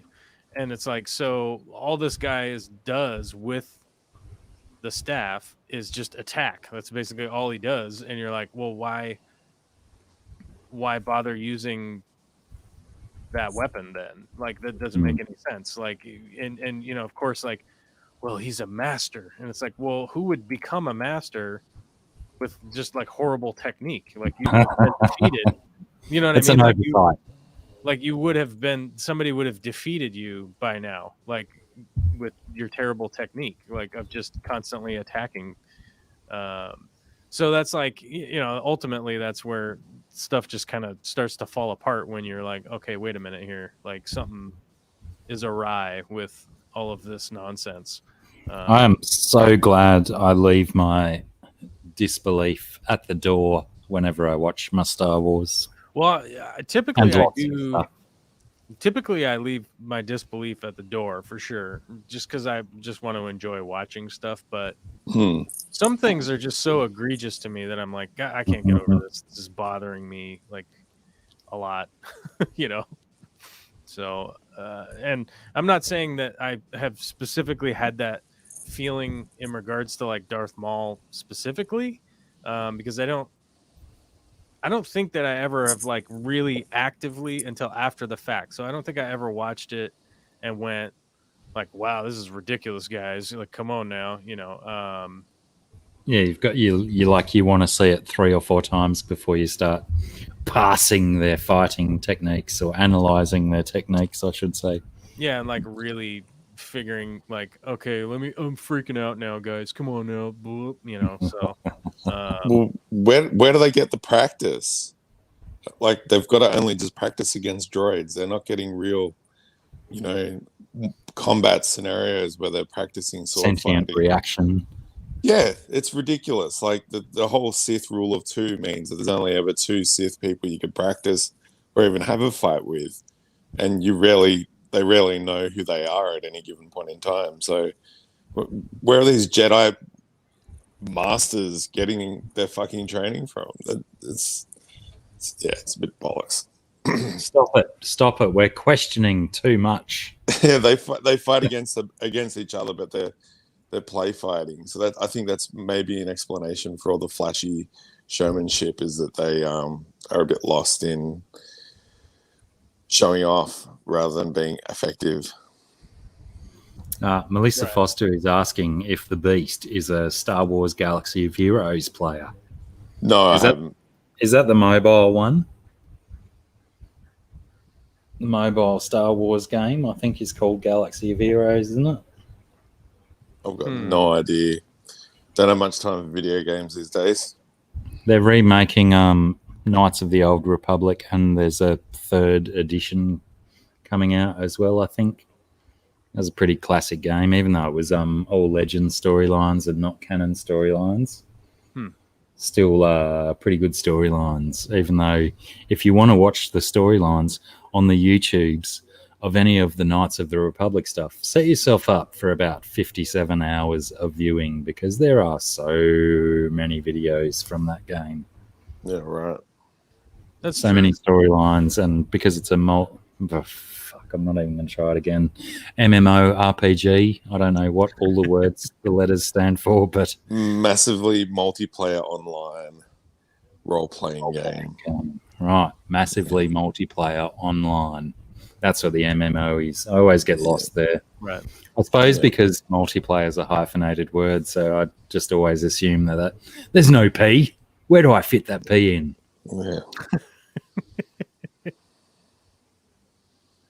Players. That's where the P comes in. S is saying, should I accept the beating from my parents for this tank? So I'm assuming S has got himself a new tank that the parentals may not necessarily entirely deal with or be in agreement with his having. Mess with the parentals. Like I always say, though, it is much easier to ask for forgiveness than permission.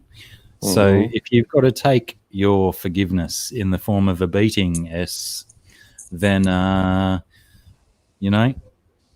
take some Panadol or some aspirin and go and take your chops. Yeah, I don't subscribe to that personally. Which one? The Aussie way of taking the beating. I've always found it to be much easier to just have a good proposal of what it is that you're going to be doing. Yeah. And bring that to the table, and then be like, well, I've got It's an far idea more here. respectful. I've got an idea here of a thing I want to do, and I don't want to surprise you with whatever thing it may or may not have been, right? But I'm so intrigued and confused at the same time. well, I'm just saying, like, come correct with a good plan of whatever it is that you wanted to do, and then normally people are like pretty into it, Yeah, but S might be the type of young fella that's opening his window a crack at night so he can smoke his weeds or his crack and blowing smoke out the window, and his parents are already a little bit distrusting of him. Oh no! It might be very difficult for him to ask, to come back down a peg and say, "Oh, can I make some toast, please?" It might be a difficult thing. He might get told no very often. So, if you're dealing with people that it's very difficult to get permission from, maybe a beating might be an easy way out. Maybe. I think S has just proved my point. That if they found out he was blowing his crack smoke out his bedroom window, he would be the subject of a murder inquiry. That's true. Yeah, you certainly don't want to be blowing crack smoke out the window, dude. That's not cool. Yeah, someone else might get that stuff.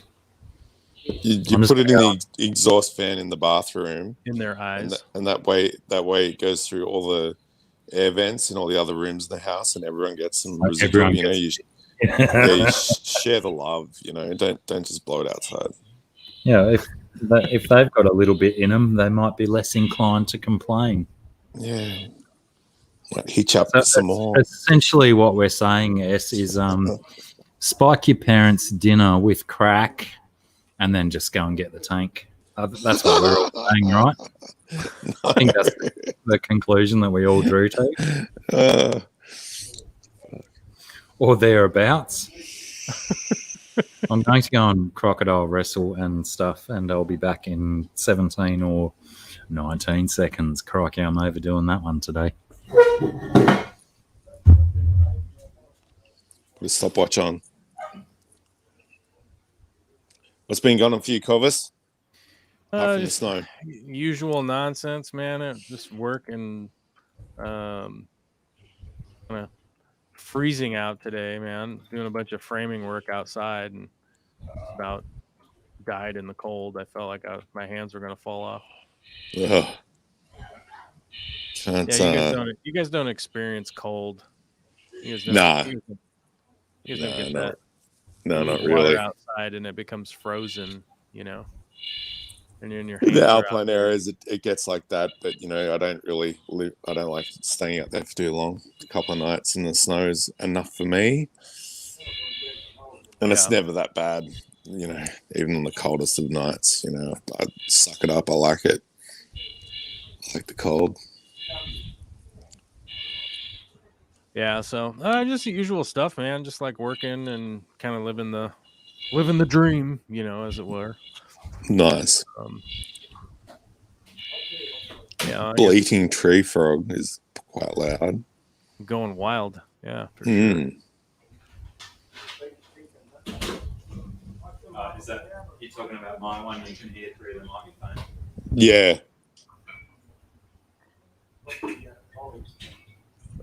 Well, the frogs are loving this El Nino weather. Yeah, It's they're been a loving lot of the wet. Warm, they're loving wet. hot on, wet on, hot on, wet on. Yeah. Bloody frog's dream. This kind of weather. What the Yeah. do there?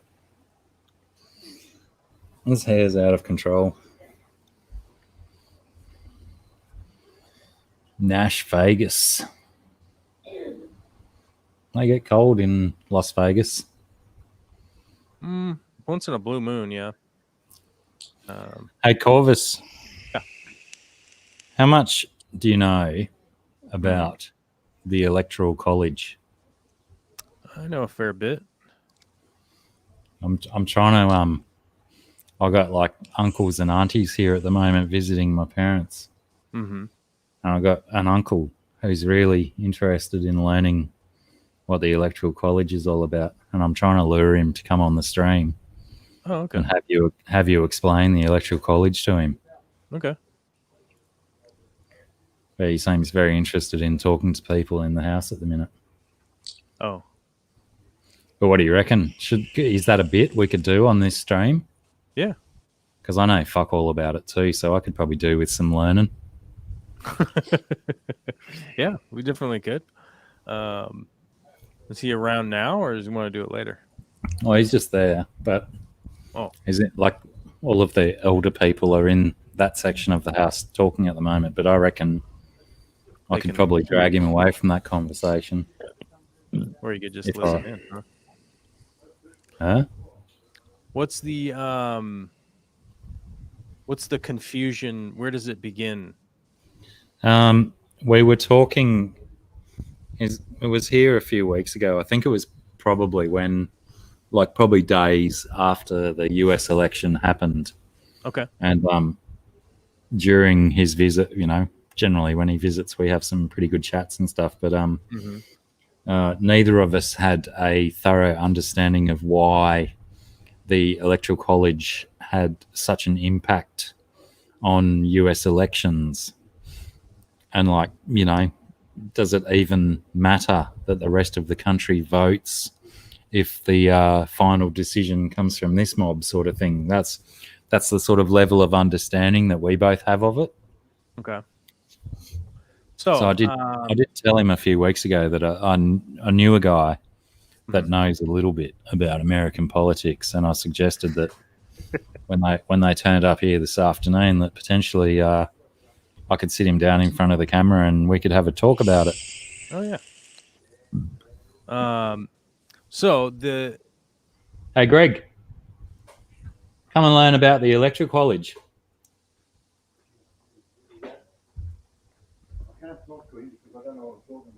That's all right. You might not even be able to hear him because the sound's pretty low and stuff. Yeah. But we'll see. Pull up a seat. See what you've got to say. This is Joel up here. Yep. And this is Josh. Yep. Okay, Greg. Josh Hey, lives mate. out the road a little bit. Yep. But Joel lives over in Washington in the US. All right. So he's like, if you've ever watched CNN, the level of knowledge that those political journalists have, Joel's like, he's like way up here above those guys. Aren't you, Joel? well, I mean, it would be difficult to say yes or no. Those guys are they're limited in what they can or can't talk about, because clearly they work for an organization, and I generally, I guess I do work for an organization, but I'm not censored by them. So essentially what I was saying before was that after the US election happened, when was that? Back in November. It was only, not long after that you were here visiting, wasn't it? And neither of us understood why the Electoral College had such an influence on American elections. right. Is there a point to the whole country voting if the Electoral College has the final say? Or should I save that question and say, how does it work first? I guess we should get a basic understanding before I go diving into the gritties. So, as you know, the U.S. is just a little bit older than Australia, but not by much. And with the original colonies here in the United States, if you're not aware, we had 13 of them, right? So that's where the original voting came from, right? So the first 13 colonies that we had, that's where all of our voting came from. And our original constitution basically said, like, if you were a white guy, you got the vote. Then at the time, you got to think traveling around took a really long time. You'd have to horse and buggy it, and you might get dysentery and you might die on the way. As in just to collect the votes. Yeah. So one of the mechanisms that they put into place was the Electoral College.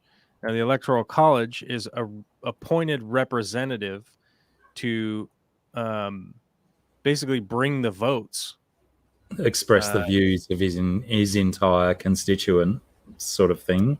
Yeah, so you'd be like, okay, Virginia, right? So Virginia, they would go around, they'd collect all the votes, and then you got to think like any of the representatives around the time that were, say, 50 years old, you might not want to make a lengthy road trip to just go say, it's this many people for voting for whoever, right? Mainly because of the time constraint, right? So it's going to take a long time. It's very uncomfortable. So one of the things that they put into place was the Electoral College, right? Now, the Electoral College is just a bunch of people from each place that go and say who voted for whom, right? Now, so instead of just having a guy who would carry like a piece of paper, right? They wanted to make it be an important position, so that somebody could have a position of prominence, right? Sure. And so you would become an elector, right? And then you would have the responsibility of essentially kind of taking the votes in and going like, wait a minute, everybody just voted for Hitler. Like something's awry here, and I have a brain and some kind of responsibility. So something's wrong with these votes. And at the time, you could potentially go in and say, well, no, I'm going to vote for Taft instead, right? From Virginia. Taft instead of Hitler? No way. Instead of Hitler, right? Nowadays, it's done in the same fashion. Each state has so in Washington State, I think we have 9 or 11 electors. They're all like governmental employee or appointees, right? So they're all appointed, and then they all go to the Senate and basically cast the votes from the state. So some of the states now, like Maine could go, oh, 1 vote for Donald Trump, 1 vote for Johnson, and 1 vote for Biden, right? Because they can split up their electoral votes, and their electoral votes are based on how many people are in your state. So if your population is bigger, you get more of those blokes to go show up and say, we're voting for this. Now, most of the states, just if 51% of the vote is for Biden, all of the electors go for Biden. There's only a couple of states that split them up. It's like Nebraska, Maine, and I think Washington now does. There's only a couple of states that do it. All of the rest of them are all whoever gets a majority of the votes gets all of the electoral. Then you add up first past the post style. Yeah. So then you add up the electoral college votes, and whoever has a majority of the electoral college votes, that's who becomes the president. It's a very convoluted system. It's literally it's very obstructionist. It's a monumental waste of time, in my opinion, because the election is in November and we don't even swear in the new president until January 20th, So, there's months of the president just being pissed off if they lost, right? Do whatever the fuck he wants to go. It doesn't seem like a good thing, but a lot of people that are proponents of it say, well, it's a time frame and it's people that can, verify the votes and this and that and the other thing, so people like it because of the time frame. You can, I guess, rile people up and have them storm the Capitol, which seems like a very bad idea to me. And hopefully, hopefully the people get punished for that, which they seem to all be getting arrested. But essentially, the electoral college system is based on the fact that transport was difficult for people 200 years ago. It was that, but it's also like, it's also was or having like a censor who can say, oh no, these people are voting stupidly. Yeah, because there was a point where the idea is that all of the electors would come in front of the Senate and they say, well, everybody elected this moron that we don't think should be president. What do we think? And they could literally just go like, nah, we're gonna elect the other guy. Like, yeah, right. So I mean, if you think about it nowadays it's so publicized that there's no way you could go in and say like, hey, yeah, everybody voted for Trump, but I'm just gonna vote for Biden because I feel like it. Like, doop-a-doo-doo, they wouldn't let you get away with it. But 250 years ago, who's to say? No one had Twitter. We collected all these votes, but I accidentally dropped them in the river, and then we're going to elect Lincoln instead. It's like, yeah, I'm fairly certain they all had Lincoln's box ticked. I think so. That's what I counted it, and I don't really know how to count, but it seems like he won. But basically, was originally designed as a super corrupt system. I mean, under the veil of like, we're going to not let somebody who's not equipped to be president, right? Like everything back then was under the guise that like, hey, we're doing a real good thing for everybody, and it's like, no, it's just a mechanism to steal power. I mean, that's basically all it is. Like, by not, we'll let people have a vote, but if we don't deem them fit to be voting, we'll just change their mind on paper. Yeah. So Does that make it any clearer? Yeah, yeah. Do you have any questions for No, Joel no, while we've got him? No. Because It's we a don't weird- have him for long. it's a No. weird situation. So like in Washington State where I live, so if you know where Seattle is or ever heard of Seattle, that's the state I live in. It's the top middle of the US, basically. The top left. That's what I said. The top left part. But in Washington State, if you are an elector and you go to present and you misrepresent in Washington State, you would be you'd face criminal charges. What do you mean by if you go and misrepresent? What If it's you're called is in- what it's called is a faithless elector, right? And when you would like, let's say in Washington they voted for Biden, and one of the electors just went and said, "I'm putting in for Trump." Oh, right. So if they're misrepresenting their actual people's vote, Well, the funny thing is that they can legally do that federally, right? But when they come back to Washington State, then they have state crimes that they were accountable for. So, and I think it's something like 10 years in jail or something. So I don't think anyone would ever do it because what's the benefit? You know, that you go to jail for a especially long time. if it's so heavily scrutinized nowadays. Right. Well, they would know it was It'd you. be a bit risky, wouldn't it? Mhm. Well, the electors used to be secret. Yeah, right. Like you didn't know who they were. They were all just like secret appointees so that you could just pay your cousin Jeff who didn't have a job or whatever back then, you know, like My name is farm Jeff. went under or something. So, you know, I mean, a lot of the United States is rooted in corruption, just the same way that Australia is. When, you know, you go back 100 years and it's like, I don't think a lot of these people that wrote these laws had everybody's best interest in mind, you know. No, that's right. You know, women's suffrage, like women weren't allowed to vote in the United States until like 100 years ago. So 1920, which is, you know, it's kind of wild when you think about it. Like, oh, women have only been allowed to vote for 100 years. Yeah, well, a lot of interesting stuff has happened in the last 100 years. Right. Well, you think if somebody was writing laws 150 years ago, they weren't even thinking about half of the population. They're like, well, the women, it doesn't matter, you know. So like how, you know, I know that there's a lot of people to revere from the past, and I agree with that. There are a lot of people to revere, but there's also has to be viewed through a lens of like, you know, they're just as smart as the people that exist now. We haven't evolved. There's been no evolution over 150, 200 years. We just got better textbooks. They could recognize what it was that they were doing, but they literally had a lot of,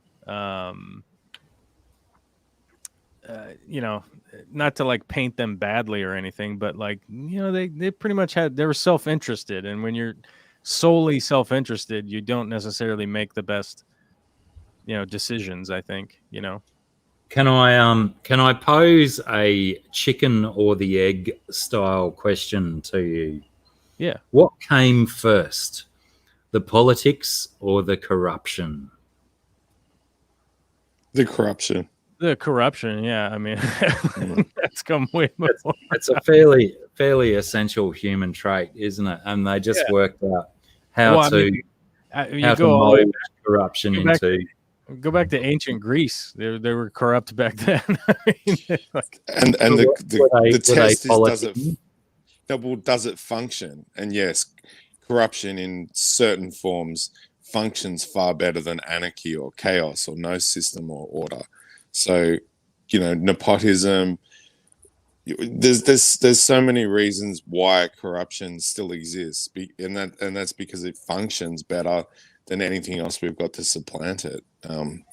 So a lot of the time people get on a crusade and go, we're going to stamp out all forms of corruption. It's like, have you got any idea how much of human culture is basically a form of corruption? Entirely.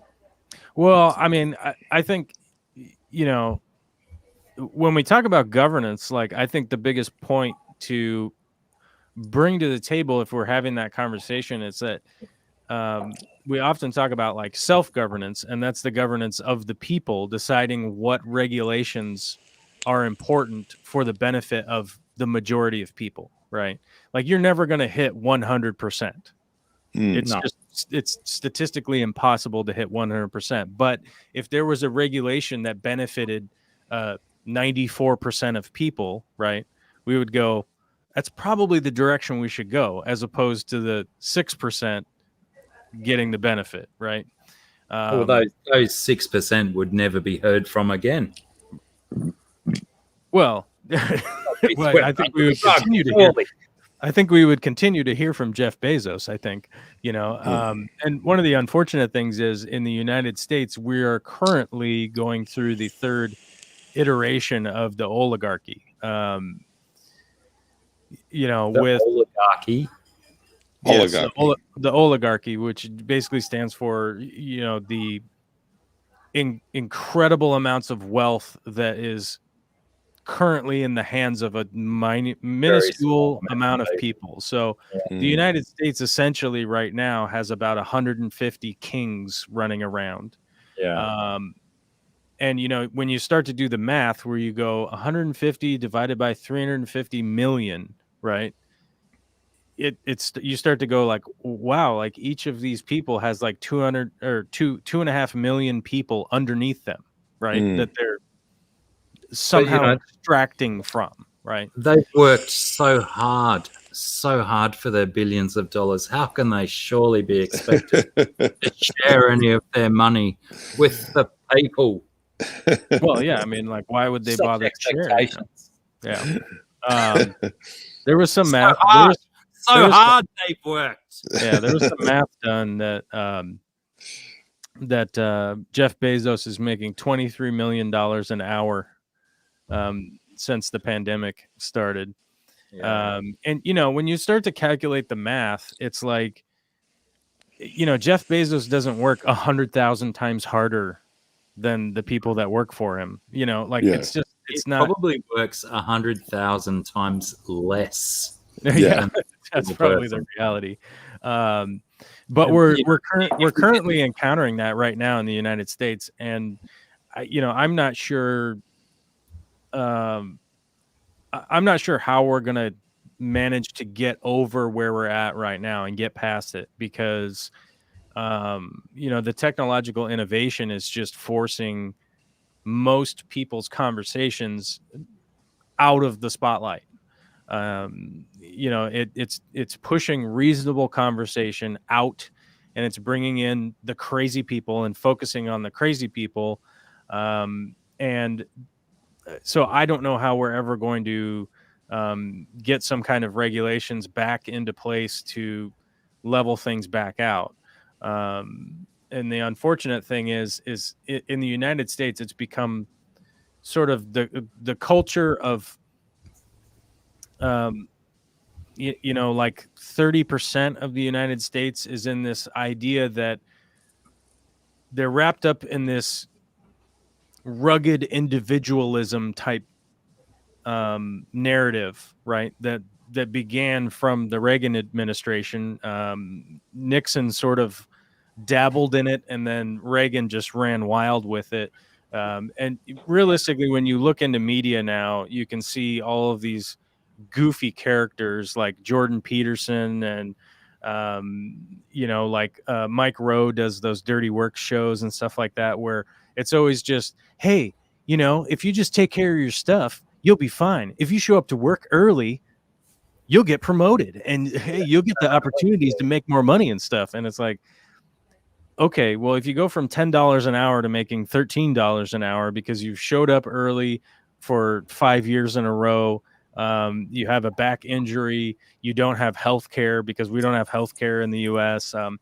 There's a lot of things that, like, sure, I guess you are technically moving forward, but if you wake up and you're 55 and you've really only got a couple years left of realistically big years worth of generating some form of retirement and whatnot, like, you're really you really could end up in a spot where you just end up being somebody who's just getting your Social Security check and kind of stuck out in the cold. And that's, we're going to start seeing more and more and more of that, which we have a lot of people that are aging out now. And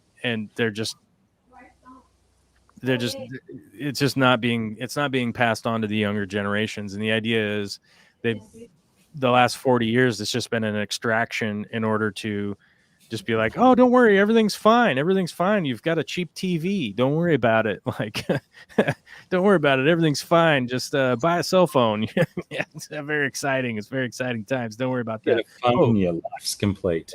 And the unfortunate thing is that like most of the benefit that the United States is seeing is the labor from overseas being, we're basically extracting wealth from countries that can't defend themselves, and it's unfortunate. I get depressed about it, and I just try to do what I want. And BJ Palmer says, don't disrespect Mike Rowe. And I would like to point out that Mike Rowe tells people not to get a bachelor's degree in college, even though he has a bachelor's degree in art and theater, right? So he has a fine art degree, which he tells people not to get a fine art degree. He was a salesman on TV for QVC selling dolls to people that would call in on their phone and buy stuff. He was an opera singer. He was a TV show guy. He's a guy that sleeps in all day and does Instagram stories in his bathrobe at 5 o'clock in the afternoon because he just woke up in his penthouse apartment in San Francisco. The guy is straight up funded by oil money, and people sit around and listen to him. The guy is. Come on, let's stop talking about Mike Rowe. What's that? Let's stop talking about Mike Rowe. If you diss him too much more, he'll stop sending me a check every month. I mean, one of the funny things about Mike Rowe is like his dad was an electrician. His dad was a master electrician, right? Mm. His dad tried to pass on his electrician business to his son, Mike Rowe. Couldn't do the work, couldn't do the hard work. He literally was going to inherit. He literally was going to inherit an electrician's company, but he couldn't do the work. But yet now he goes on TV to tell everybody like, kids these days just can't do the hard work. They don't want to do the hard work. Guess what? Mike Rowe didn't want to do the hard work. Mike Rowe wanted to be an opera singer. He wanted to be a singer on TV. He was a leader of the generation, and he knows what he's talking about, I guess. It's pure bullshit. It's pure. It's bullshit. Unadulterated bullshit hypocrisy from an actor who shows up on the news to tell people like, you're just not working hard enough. Yeah. Maybe you need to pull on your bootstraps harder. The key word is actor. He's just acting. Yeah. That's not the real Mike Rowe. Well, who's paying him millions of dollars, right? I got to go, guys. Lovely to talk to both of you, and thanks for the education on the Electoral College, Corvus. Yeah, I totally agree. Thanks, Beast. Take care, guys. Bye-bye. Have a great day. See ya. Cheers, mate. So, I mean, not to say anything poor about Mike Rowe as a person. Maybe he's a really nice guy in person, but he gets on TV to peddle a bunch of rhetoric to just like Joel. Greg says thanks for the Electoral College education. Thanks, Greg. I think we both learned something here today. Yeah. Did you though? Sucks. It became a little bit clearer, didn't it? Because I had no fucking idea at all. Like you're saying, corrupt. And yeah. Yeah, it's a strange system. Because they couldn't get everyone to ride their wagons to the election on time, so one bloke could do it for them. But if that bloke decided that everyone's ideas were pretty stupid, he could change them. Interesting system, isn't it? Yeah. Bloody democracy. Yeah. When's communism coming back? Socialism, at least. Well, it's one of those things. It's like, where's socialism where we need it, and where's capitalism under, nice regulation? Is basically you want. Where's the delicate middle ground in between? Well, that's the them? thing. It's like nobody wants. Well, it's like one of those things is like the rugged individualism.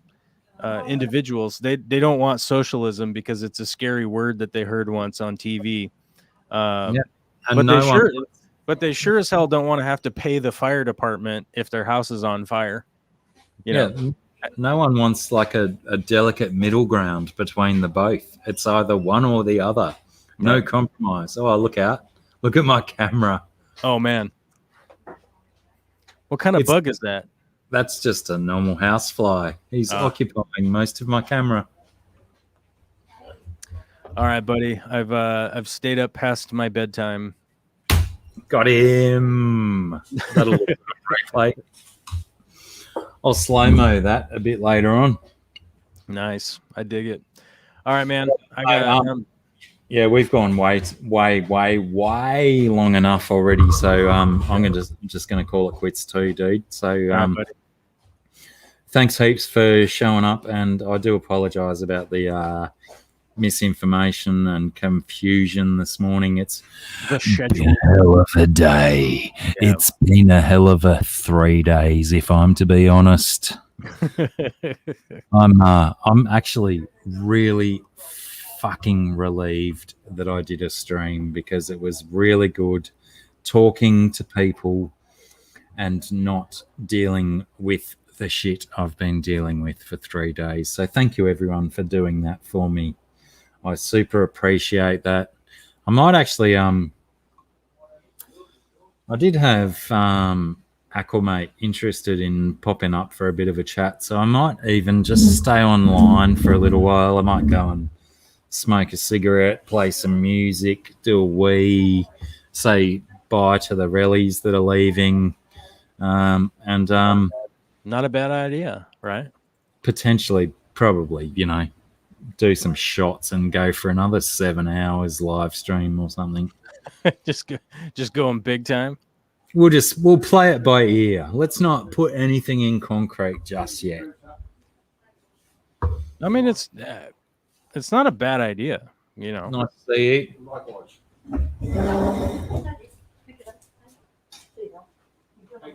Oh, we've lost him. Back in a sec. I'd be like, hey, I gotta go to bed. And he'd be like, yeah, I'll be back. Don't worry, I'm gonna go wandering off.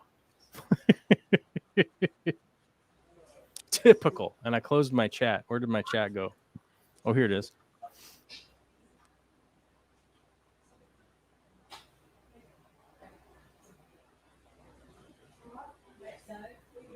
Back in a few minutes. What's going on in the chat? I don't know. I was trying to figure out what's going on in the chat. Rellies.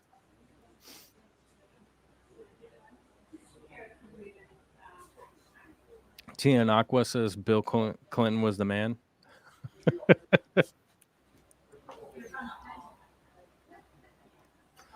All right, buddies. I gotta go, and I'm gonna miss Blacky. I guess I don't know. He's going out there and saying bye to the rallies, as it were.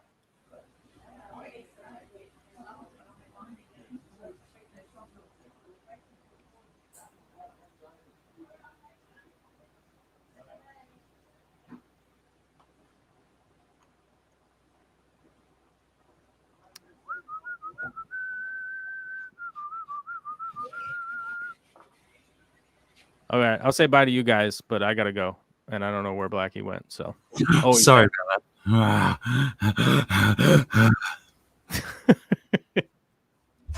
All right, buddy. All right, thanks, Corby. Sorry to gonna go. interrupt your Minecraft stream. Oh, no worries. I was just doing that because I was like, I don't know. I'm gonna go down here and I'm gonna get ready, and then I was like, oh, I'm gonna dig up do some Minecrafting while I wait. Yeah, it's probably sensible. Oh, Vinoxky turned up as well. G'day, Vinoxky. But yeah, thanks, man. Thanks for hanging out. Sorry it was so confusing. Some days Appreciate I'm an idiot. Hey, man, it's always confusing. Life is just a confusing mess. So true. So true. All right, buddy. I'll talk to you later, though. All right, man. Be good. Take care. Next week. Betcha. Fart noise. Burp noises.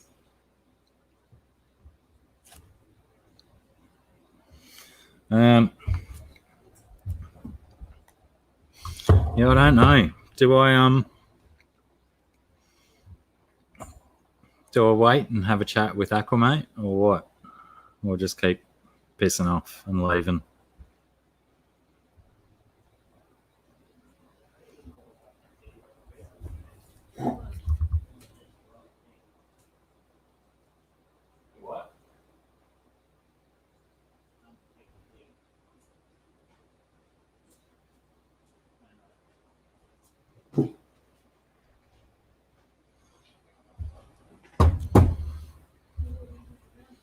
I don't know. Do I? I need input. Input people. There's things I could do. Hang on. I think I got.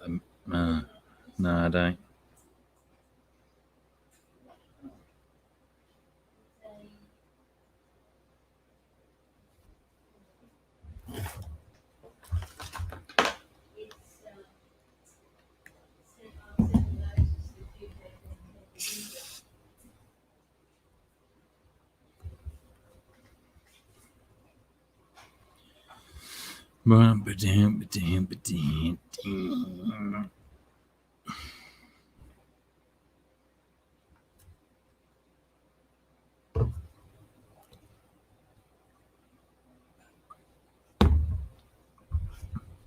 Don't you worry about that corn meat in the fridge. That'll be tomorrow now.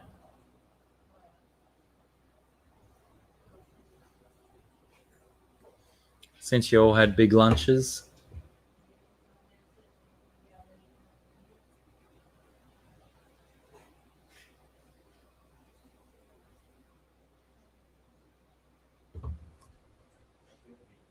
Oh, Jesus. I got a fright.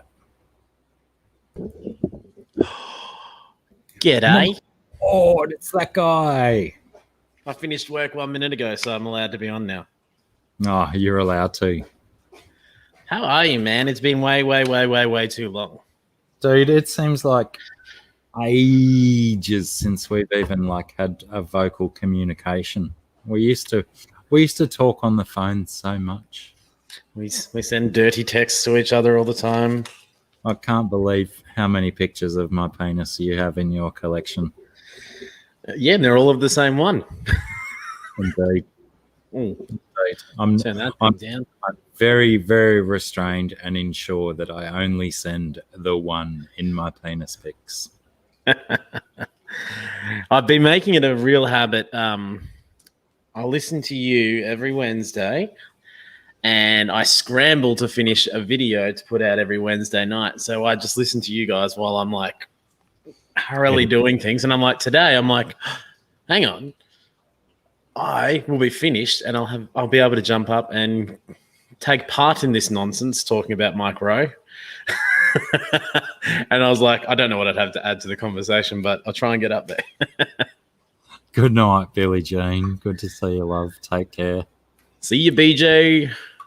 Yeah, well, schedules are a little bit ridiculous, aren't they? We can't expect every freaking human on the planet to be able to conform to our schedules.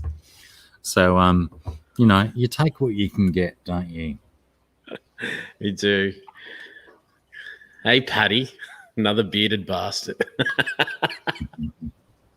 It's illegal to not have a beard in Australia, so it seems that ask way. Jace.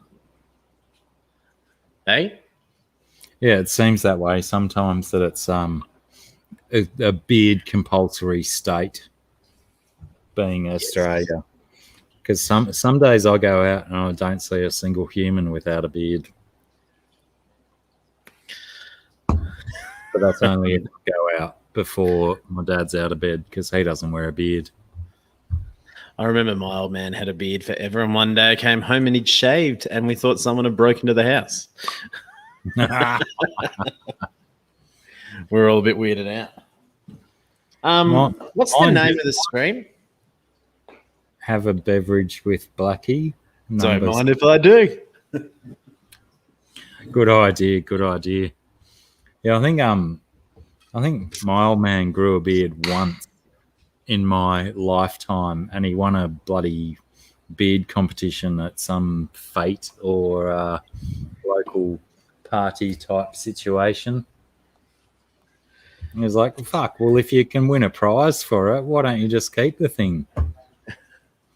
Nah, still like a million years old and shaving every morning.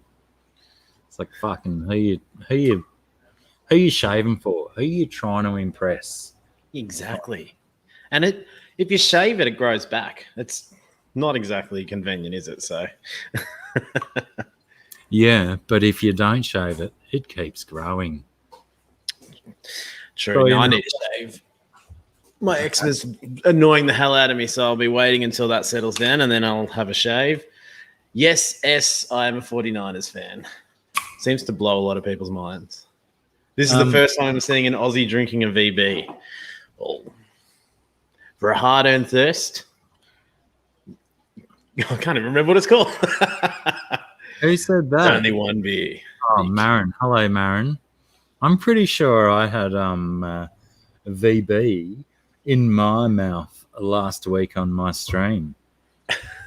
You have So the tall neck ones, don't you? No, well, I bought a 6-pack of cans because I like those plastic things that the cans come in now instead of the plastic wrappers, because they're so much fun to rip the can out of and then think that because of how much effort it takes to get one out of the plastic thing, that when you open the can, it's going to spray you in the face, because it seems so vigorous, those things, that you've got to rip them out of it. I know. I started. Sorry, it's not happened once. I've not, out of any of those stupid plastic 6-pack holders, which ideally do save bird life and stuff, I've not I've not ever sprayed once. They've been outstanding. I don't know if he's that. Nightridge, you'll sing. Good night. I started a bad habit after I saw you down here. A few of my mates were getting all these fancy beers. So I was like, I fell into the trap. All right, I'll go and pay $60 for 4 beers. Sounds fantastic. Yeah, anyway, I got a couple and I'm like, all right, some of them are junk. Some of them really yum. And yeah, they all come with the 4-pack, those ring cap thingies. Yeah. And I can't throw them out. I'm like, they're too good to throw out. So I've just got like a stack of them in between like the freezer section of the fridge. But just in case I need them. Yeah, if I'm paying that much, I'm keeping the fucking containers as well. I'm not chucking that shit out. I paid for that. Damn it. Well, it is perfect if you ever like go in or mates or a party or friends and you can be like, I can make up my own pack here. Just take along. Don't have to be mucking around with these plastic dolphin killers. The plastic dolphin killers. That's a good name for a band. That is a good name. Fucking number ones worldwide, especially in Norway. No offense to people in Norway or Japan. Probably I was going to one in Japan as well. But if anyone knows how to kill dolphins and whales, it's our fucking Norwegian and Japanese brothers. Get into it. What is it? The Cove. Have you seen that? The what? Is it called the Cove? Oh, is that the minke whale slaughter one in Japan? Are they minke whale? I thought they were dolphins in Japan. Probably have, but I'm probably deflecting instead of accepting that they're dolphins. I'm minimalizing it by saying they're minke whales, because no one cares about the minke whales. They just care about the dolphins. True. Bloody humans. It's a pecking order. Mate. He looks fucked. I've got to do something there tonight. Sorry, my male fest day is just absolutely taken a hammering from the female the last like 3 or 4 days, and he is in a real bad way. Why, they're eggs or babies or what? No, well, normally she'll beat the shit out of him for a couple of days, and then they'll lay some eggs and have a brood, and then possibly either he or she eats all the eggs, and it's all over. But yeah, there's no breeding going on.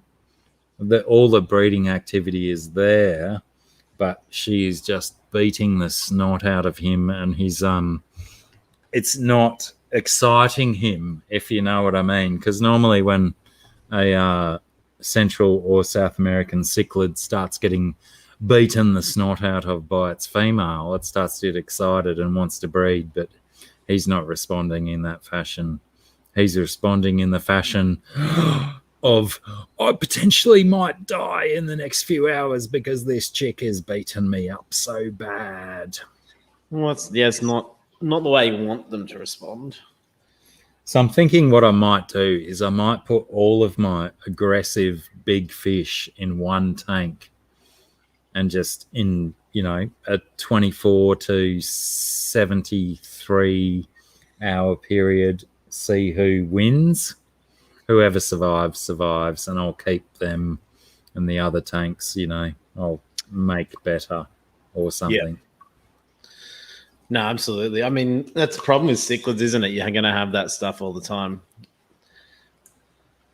Yeah. I think last time when you were down here, I had the cribs in separate tanks, and I put them all in the one bigger tank now with the parents.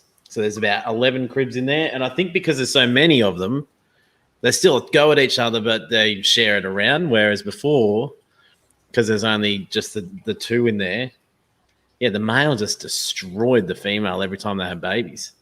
Not something that's to be recommended or fun. The GRB, all good, mister. Turn the notifications back on. I've been going live after you every Wednesday, but just doing a premiere. right. Because I haven't been able to. Just work's been so busy with summer and trying to like recoup from all that. There's some virus going around, so it changed a few things. And no, that's just it's the common cold. That's what? The common cold. That's the one.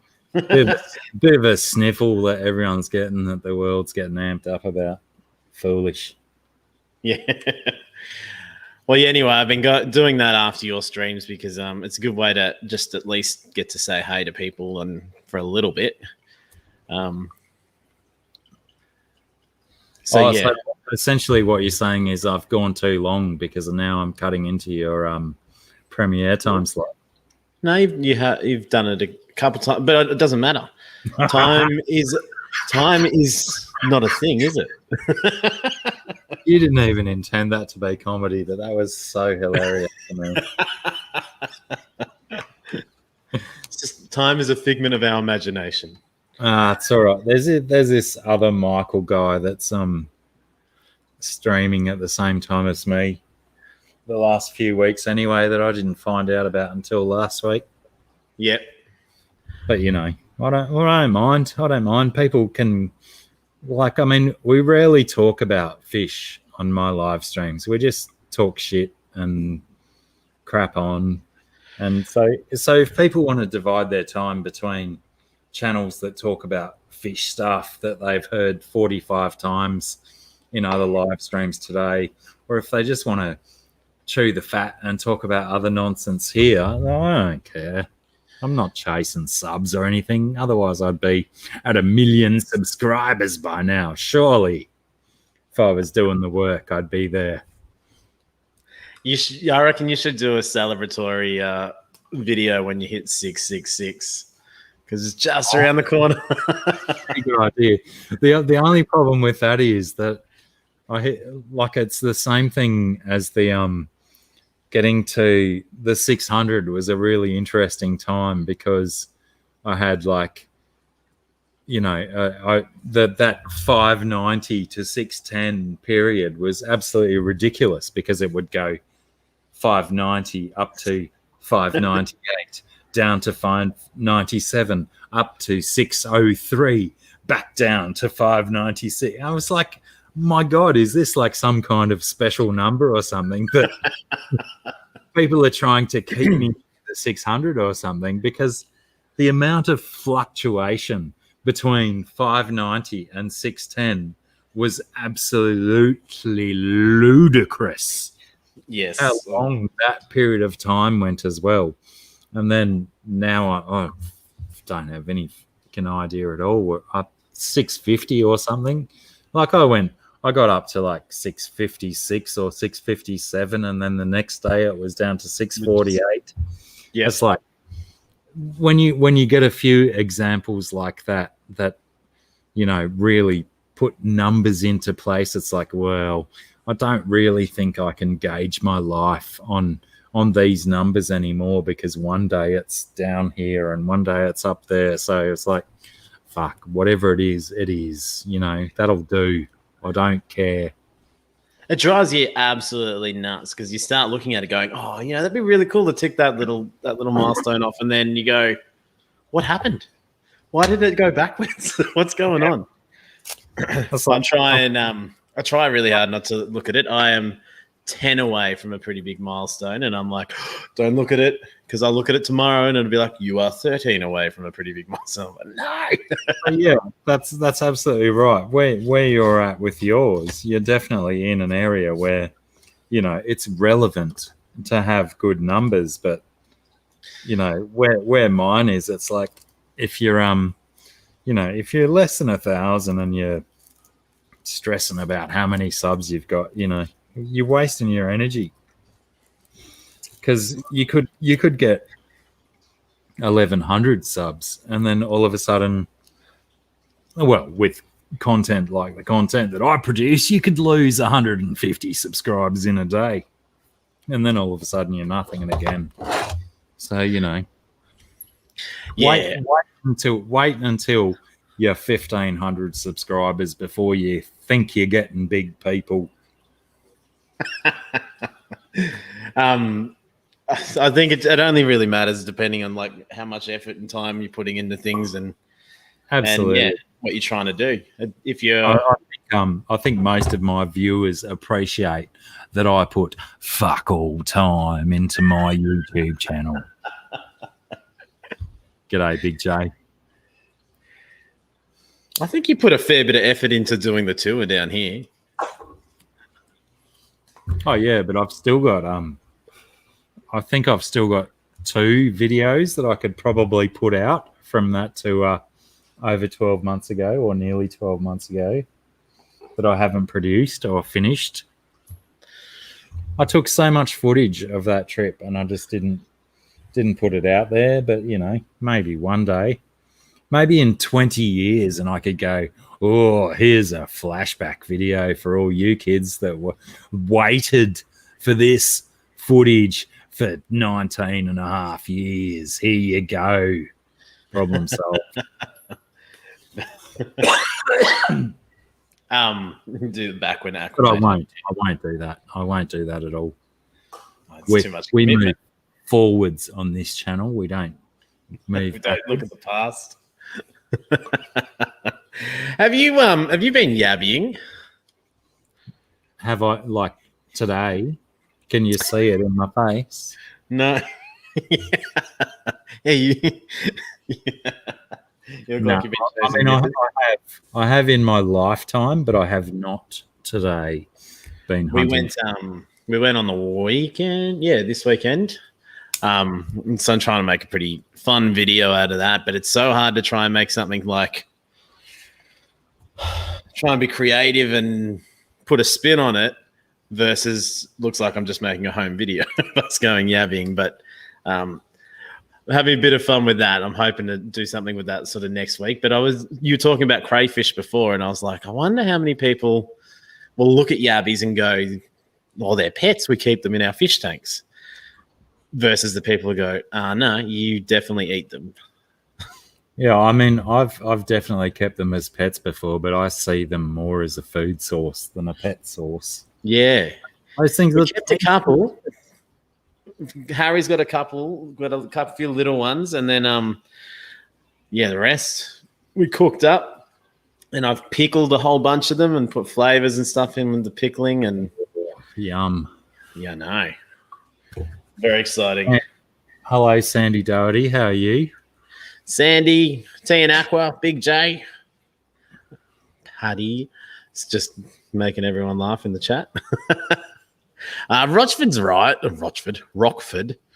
Maybe it has to do with YouTube kicking people off. I reckon that's what it is sometimes. It's not people going, bloody Blacky, you offended me. I'm gonna unsubscribe.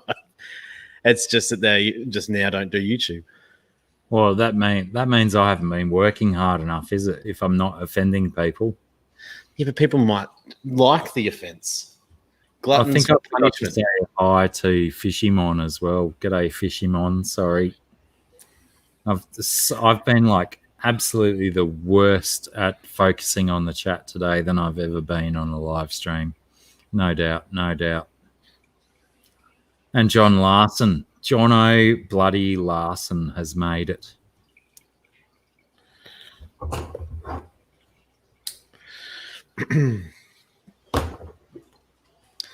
Large population of them food sources, small population pet. Yeah, that's true. Yeah, that's why I want to build a big shed and put a whole bunch of concrete ponds in and start breeding them so I can sell them to restaurants as a tasty food source. Sorry about that. Because they are pretty tasty. What I don't understand, though, let me put this out there to not only you, Aquamate, but all of the 19 humans watching, or 18, I guess, because you're probably one of those. When they do you get those videos on the YouTube of like crayfish boils and stuff. And crayfish boils? Yeah, like where they put like maybe 100 or 150 crayfish or crawdads, whatever you want to call them, into a big pot. And then they pour all of this like flavoring sauce in with them. Okay. And it's like, is it really going to get to the meat when the meat is covered in shell, carapace and stuff? Are you just wasting sauce by putting it in the boiling water until you've got those things out of the shell? I didn't think about that because what we did was we caught them and then we did exactly the same thing. So we probably got about 200 or so. And then, we boiled them up on an open fire outside. And we put a bunch of lemon, sugar, and salt in the water. Put them in there for about 5 minutes, and then pulled them out, peeled them, and had them with like a seafood sauce, which is just effectively mayo and tomato sauce mixed together, or just the tomato sauce or ketchup, and a bit of salt or citrus fruits, whatever, and ate them like that. And then I brought them all home, and I spent an hour peeling them. They are different. They're a bit different to peeling a prawn. They're a lot trickier and a lot sharper. Then I put them all in a bowl and just covered them in salt and chucked them back in the fridge. Just the meat. And then I got some jars and put in some vinegar and dill and garlic and lime juice. Fucking fancy. Thinking later on they'll be yummy. But you'll have to watch the video because I remember talking to Jimmy Gimbel, Swisky. Who? Swisky, and he said, "Let's do a catch and cook." And he did some with the mussels and stuff, and I was like, "That's sort of what I want to do." It's almost a little bit like a documentary on the animals you're trying to catch, and then bring it into the house and cook them up. It was fun. I'm just going to make it not look shit. By cook them up, do you mean murder them? No, I think they're still alive. Suck the head juice of shell. You can eat little meat in the claws. Very hard for me. Yes, you can. And I'd never had the meat in the claws before. And no word of a lie, it is exactly like a lobster. It's like sitting, if you get lobster at Christmas or something and you crack open the claws, like this is exactly the same. It's tender, sort of breaks apart when you touch it. Very tricky to do though. And the head, didn't eat the head, no. Yeah, that's certainly a thing that I've heard from many people that are adventurous enough to try gobbling on a head. I've always been too frightened to do it because there's too many spiky points. The only thing, if you fried them, if you deep fried them and it'd be crunchy, maybe, I don't know. The shelly bits might get a bit crispy and stuff. Josh, check RKJ Fishing and Robbie's Fishing on YouTube. Catch and cooks. All right, well, definitely will. Oh, from Vic. Cool. I like lobster, but itty bitty. Oh, it's good that you guys are talking about it and you all have an opinion on it because I thought I've actually wanted to do this video for a long time for two reasons. I thought it would be fun, but it's actually Pickle's grandpa that sort of takes us out and says, "Come on, let's all go yabbying." And it's there. I've got a photo from about 6 years ago of him and Harry. He's just holding Harry's hand, walking down the road to the dam, and just took the photo. I made it black and white, and I'm like, yeah, just you're making memories. So it's a lot of fun. It'd be good fun for the family, and hopefully entertaining for everyone else. Yeah, that's gold. That's good stuff. Those good old memories that you make. Whether the shrimp tasted shit or not, you'll still have a memory. Yabbies, not shrimp, but yeah, no. That's what I said. How on earth do you hear shrimp as yabbies or yabbies as shrimp? I don't know. You're What's mate. Oh God! So what's coming up next week? Is are you and Corvus going to have another domestic before and then try and cover it up, or are you going to? Yeah, I think that works. That works quite well. I think we should do that all the time.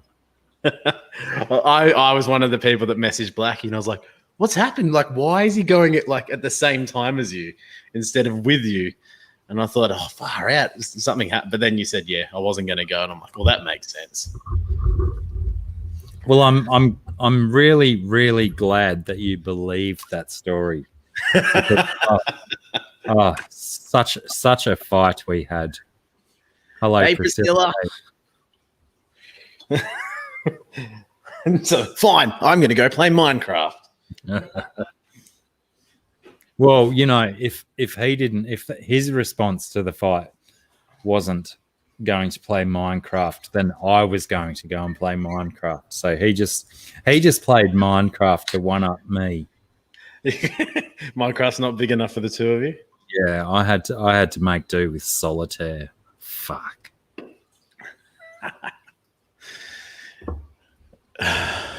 Did you get a little surge in subs the other week, like 2 weeks ago? Oh, I don't know. I don't even look at my subs anymore. What happened? No, I just I was literally listening to you guys while I was trying to fix the tank inside, and I put you guys on the top, and I did like a big slow motion thing, and then I was like, I might as well mention what I was doing, so tried to give you a bit of a shout out. Don't know if it worked though.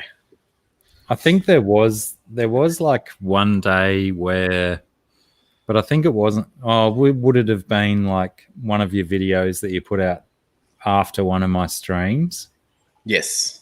Yeah, right. Because I think there was maybe 2 weeks ago or 3 weeks ago. I had like a little bit of a spike where I saw an extra 6 or 7 subs. No, we'll say that was me then. Yeah, you are more than welcome to claim that, sir. Done. It probably was because I had no idea where it came from, so it was probably from you.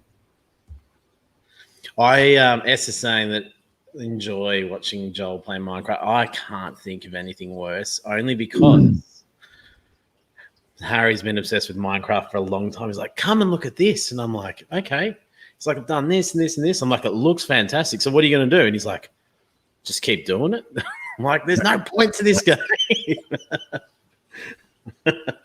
Well, there's certainly that. Like I'm not a Minecraft player by any shape of my own imagination, but there's certainly that element where you can just rinse and repeat the same thing and keep going. But then there's that element to the game where you can just push the game itself to its absolute limits and do whatever the hell you want with it.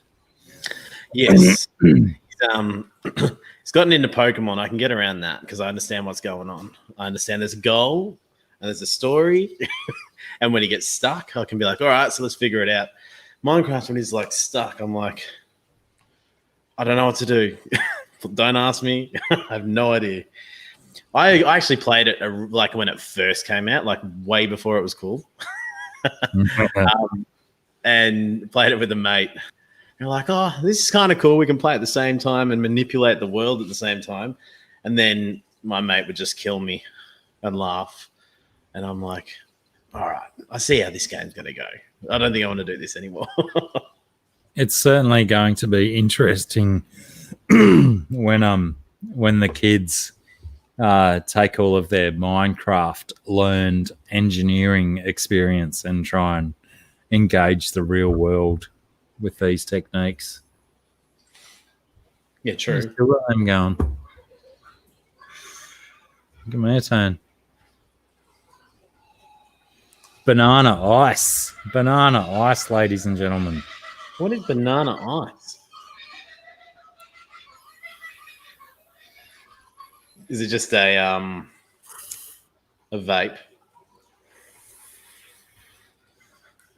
Yeah, it's one of the one. Oh, that's disgusting. Jesus Christ. You know those banana lollies that taste just like them? I love them. Oh, I don't. Here.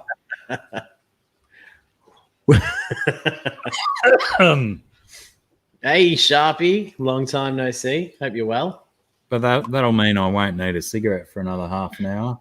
Oh, no, this will. Is it just triggered by the suction? You don't even have to push a button. How easy are they making this? Don't they heat up or something? Like when you suck on it, it gets warmer and This one doesn't feel warm at all. makes the vapor. No wonder the 12-year-old kiddies love it. Talking about how it works. Banana You ice. Talking about how it works. Ugh. Sharpie, how are you, mate? Good to see you. Probably just woke up. What did you drive in? Yeah. Sounded like a Tesla because there was no noise. Hey. Oh, I have very little shrimp left. There's whatever shrimp I've got left are in the tank inside. Sure, I was going to say, if you came to the next time and some live plants, you want some plants and shrimp? For what? This plant, Which tank? it's just got plants. So Who? my boss. Oh.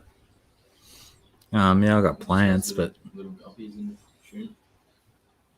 this plant keeps knocking bits off, which are easy to grow.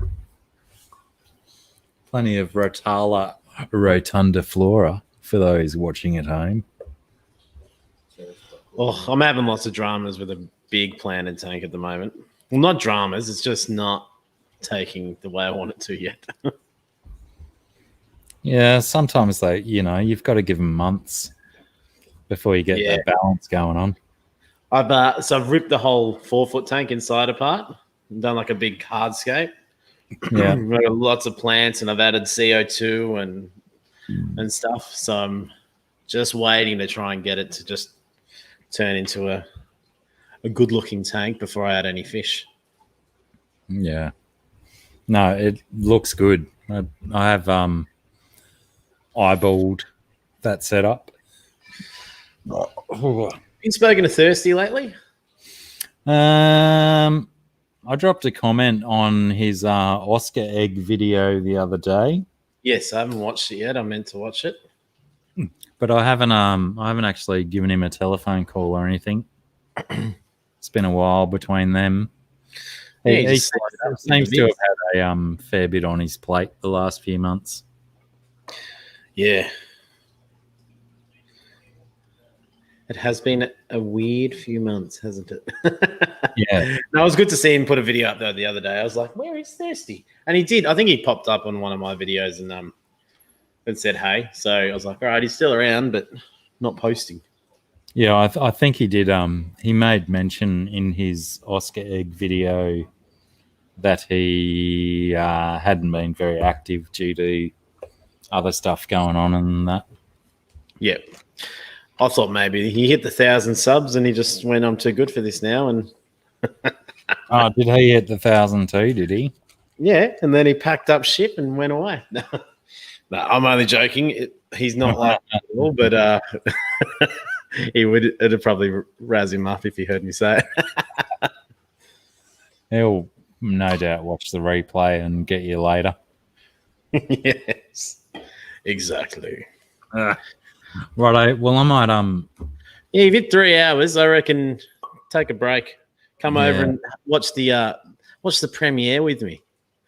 Goes for a full 6 minutes, so don't blink. all right, might do that.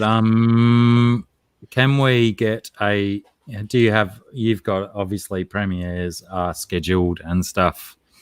You're a mod here, aren't you? Post a link to your premiere so we can get some people over to watch your fantastic premiere. You keep your trousers on in this premiere, do you?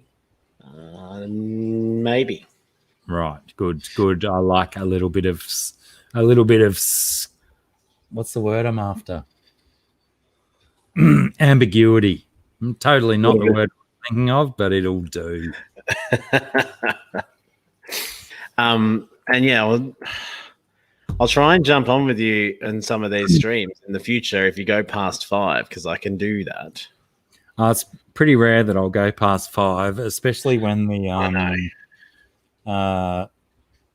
clocks change, because I'm pretty sure the clocks change again in like a month or something, and then we'll be back to an hour earlier or something. Is that right? I think so. It's like March or something, and the American clocks will change, and then a couple of weeks later our clocks will change, and I'll be back to starting at midday again. It's bloody brutal having to start drinking at midday just to fulfill the name of the stream, you know? I know. So much pressure. Lots of pressure. And you've done it 68 times, because I don't know if you'll make 69. You what? You don't know if I'll make it to 59? We'll have to wait and see, won't we? Yeah, no. Suspense for another week. I'm too old and sore for 69. Eel in your trousers acclimate. Maybe not. All right, cool. Well, I might see you there. Otherwise, I will chat with you real soon. Thank you, GRB and Zen Ginger, for the link. Appreciate it. Hopefully I'll see you guys there as well. All right, thanks everyone. We'll call it quits here. Thanks Aquamate for hanging out, and of course Corvus and Beast as well. Oh, I've already forgotten what Beast calls himself now. Beast, the Beast now known as Z. Anyway, you guys all know who he is. He's that unit that streams with us once in a while. Thanks heaps for hanging out, and we'll see you when we're looking at you, all you people. Take it easy. See you guys. Bye for now. Thanks.